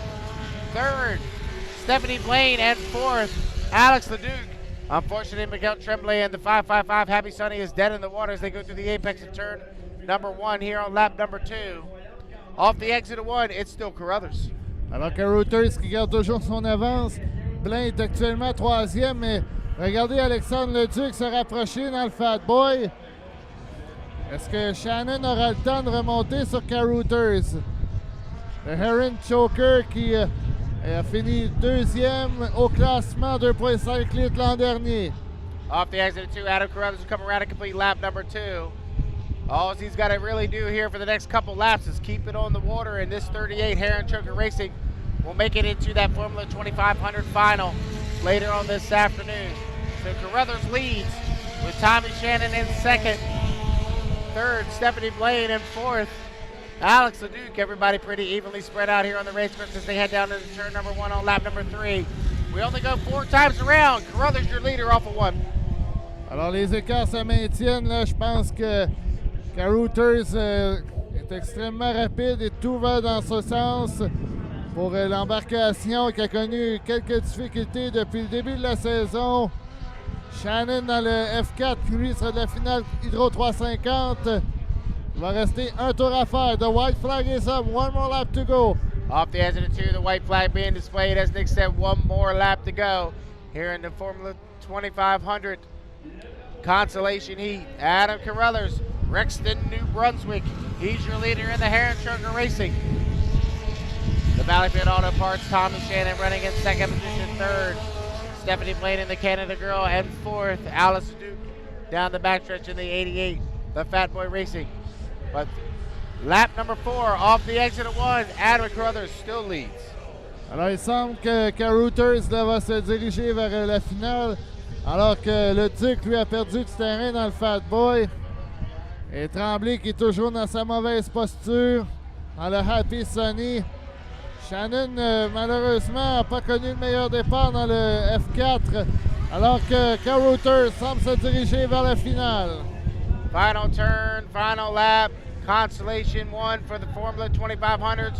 Adam Carothers out of Rexton, New Brunswick in the Heron Choker Racing. He'll go to the final, the 38 of Adam Carothers. Second place for Tommy Shannon in the Valleyfield Auto Parts. Third, Stephanie Blaine and Alex Leduc will come around and get fourth in the Fat Boy Racing, the F88 So our Formula 2500 final is set. Sponsored by Viva Media, the Formula 2500 final is set. Eddie Camfish will be in lane 1. Sam Tremblay will be in 2. Kevin Smith will be in 3. Grant Liddycoat will be in 4. Grant Hearn will be in 5. John Shaw will be in lane 6. Andrew Tate will be in 7. And by winning the Consolation Heat, Adam Carruthers in the 38 will round out the field in the 8th lane. Should be a good, strong Formula 2500 final later on today, Nick. Oui, ça va être toute une finale Formule 2500 avec Canfouche à l'intérieur. Le moteur Honda, c'est lui qui mène au classement général. Donc, à surveiller le St-Felicien. Et là, attention, classe Hydro 350 présentée par Grace Canada. On peut y aller avec les inscrits en vue de la finale. Dans le premier couloir, ce sera le Legacy One de Frédéric Couturier. Dans le deuxième couloir, Michael Tremblay, le Last Minute Again. Tommy Shannon, le Dog Nasty, troisième. Éric McKenna, qui sera dans le quatrième couloir avec la Bête Noire. Et Yannick Léger, le Supernova, sera dans le cinquième couloir. Et là, attention dans la vague Consolation 1.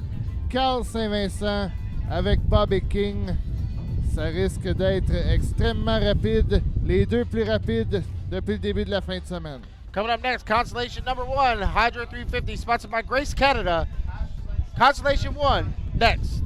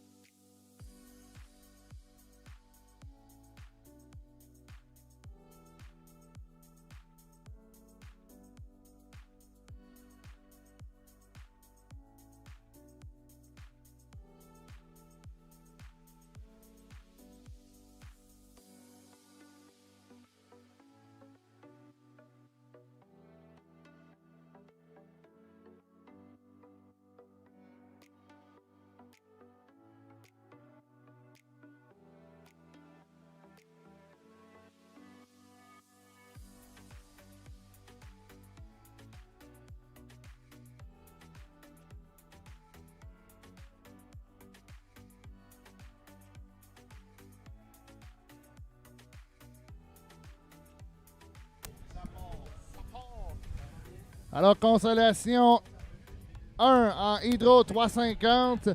Et regardez les inscrits, c'est pratiquement le final. On aura le 37, le Bull Shark Racing, Carl Saint-Vincent. Martin Rochon, le 773 dans le deuxième couloir, qui lui a gagné la dernière finale à Brockville. Patrick Howard, le Game On, le 924. Et Bobby King, le 242, le LDC Construction. Tyler Kadatz, le Awesome Secret, s'il est sur le parcours, oui. Ainsi qu'Éric Allard dans le Attache Châteauguay. So, John, it's practically a final in this consolation heat. You're absolutely right, Nick. This is a tremendous consolation heat. Any other weekend, we take this as a final any day. Carl St. Vincent in the Bull Shark Racing comes by in the 37. Patrick Howarth in the 924, the Game On. To his outside, Bobby King in the 242, the LTC Construction. Tyler Gadatz in the 195. The Citywide presents Awesome Secret out of Brockville, Ontario.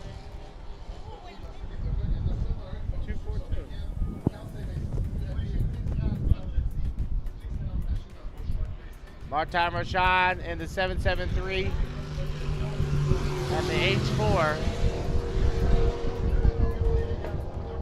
of Eric Allard makes his way out. We did have a scratch. Kent Henderson did have to scratch out.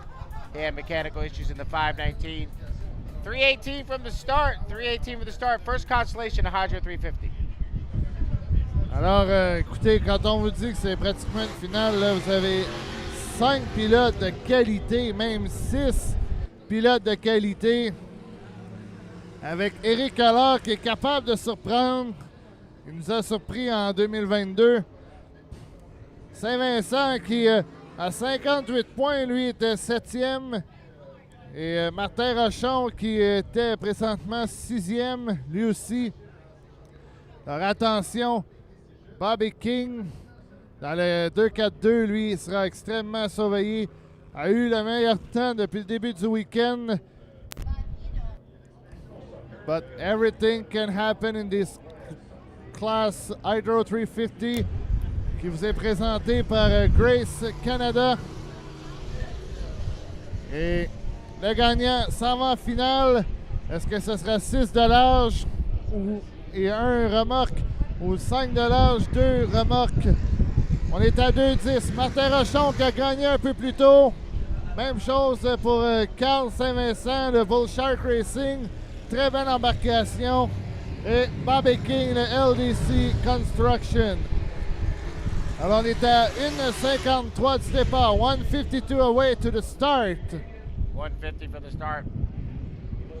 As a reminder, we only go 4 laps around, 4 tours of the course here in the consolation heats. Everybody's starting to get lined up on the backstretch. Rashawn's going to cut the race course. Here comes Carl St. Vincent. Bobby King's going to go all the way down with 1:33 to the start. That team's worked really hard to get that 242 LDC Construction on the water here for Valleyfield. Blew the sponson up in Sorrel Tracy. Put it on the trailer for about a month. Fixed it. Got it all bounced back out. In their qualifier yesterday, they blew the wing off the front of the boat. They fixed it overnight, and they're ready to go here today. Won their earlier qualifier, and now Bobby King's going to have to start in lane number 4 for this H350 Consolation number 1. Everybody starting to circle up down here in turn number 1. We are inside 1 minute to the start. As Nick said, this is a stacked field. Could be a final any other weekend. This is going to be a good one. We'll line them up for you down the backstretch. Carl St. Vincent in the Bull Shark Racing. He'll have lane number 1. Lane number 2 will be Martin Roshan in the 773.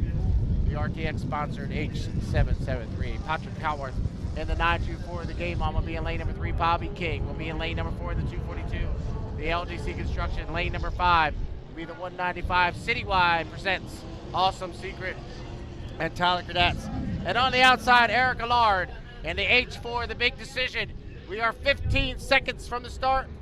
Consolation heat number 1 for the H350s as we are 8, 7, 6, 5, 4, 3, 2, 1. Mark, it's really tight. As they go across start finish line, Patrick Hayward to lead them down into turn number 1. Everybody's got to hold their lane all the way through the apex of turn number 1. Carl St. Vincent will turn left first in the Bull Shark Racing. He's your leader off the exit of 1, but on his outside, he's got 3 boats hidden in the white water as they go down the backstretch. St. Vincent leads. Alors Saint-Vincent est en tête. Où est Bobby King? Il est 4e aux côtés de Patrick Howard. Regardez Bobby King. Saint-Vincent est en tête. Rochon dans le 2e. Howard 3e et Bobby King 4e. Oh! Saint-Vincent vient de faire un crochet et frappe le bouée. Incroyable! Carl St. Vincent hit the buoy, so he's going to be disqualified. So that looks Martin Rashad in the lead, with Hayworth running in 2nd and Bobby King running in 3rd. So St. Vincent hit the buoy, so it's Rashad's race right now as they head down into turn number 1. Martin Rashad is your leader, with Patrick Hayworth and Bobby King running in 2nd and 3rd. Rashad on the outside of Carl St. Vincent as they go down the backstretch. St. Vincent dislodged the buoy down here in turn number 2. So it's Rashad the leader. Now King's moved up to the 2nd. Hayworth is back to 3rd position. So it's Rashad and King down into turn number 2 here on lap number 2. Rashad is your leader with Bobby King running on the outside. They'll come through the apex of turn number 2. It'll be the coming around a complete lap number 2. 2 down, 2 to go. Don't mind the 37. We know he's going to be disqualified. The race is between Rashad and King to transfer directly to the final. 2 down, 2 to go. Martin Rashad is your leader. Bobby King and the LDC Construction trying to make up ground, running in about lane number 3. So through the apex of turn number 1, Nick, Martin Rashad's got the lead. Oui, Martin Rochon qui est actuellement en tête puisque Saint-Vincent a délogé le bouée et Tyler Cadat s'est retourné au puits. Mais est-ce que Bobby King aura le temps de remonter sur Martin Rochon et le 7-7-3? Voyons voir au virage. Rochon à l'intérieur. King pas très loin derrière. One more lap to go. White flag being displayed on the race course. Martin Rashad, he is your leader. Ken Bobby King, he's got a rooster tail to make up as they come across start finish line on lap number 3. 3 down and 1 to go here in the Consolation heat for the H350s. And Martin Rashad, he's your leader with King back about a rooster tail as they go through the apex of turn number 1. Off the exit of turn 1, the 773, and Rashad still leads. Alors Rochon là, qui file vers une place en finale. Saint-Vincent, quel malheur pour lui. Avait la machine pour gagner. A dû frapper la bouée, a fait un semi-crochet. Et a pu reprendre la bouée comme il faut. Last straightaway for Martin Rochon. Final turn, final lap, checker flag waves, and Martin Rashad will make his way to the final. 2nd place will go to Bobby King in the 242 LDC Construction. 3rd position will go to Patrick Howard, who's on the backstretch right now in the 924, the game on. And the H4, big decision. Eric Allard will come around in 4th, but unfortunate break from Carl St. Vincent. He drove it so hard down into 2, hooked it, and dislodged the buoy. That's obviously going to be a penalty on him, and unfortunately takes him out of the final. Oui, malheureusement pour Saint-Vincent, ça risque d'être une pénalité. Et ça se poursuit. On a pour l'instant toujours une finale québécoise avec Martin Rochon qui vient de se rajouter comme 6e inscrit.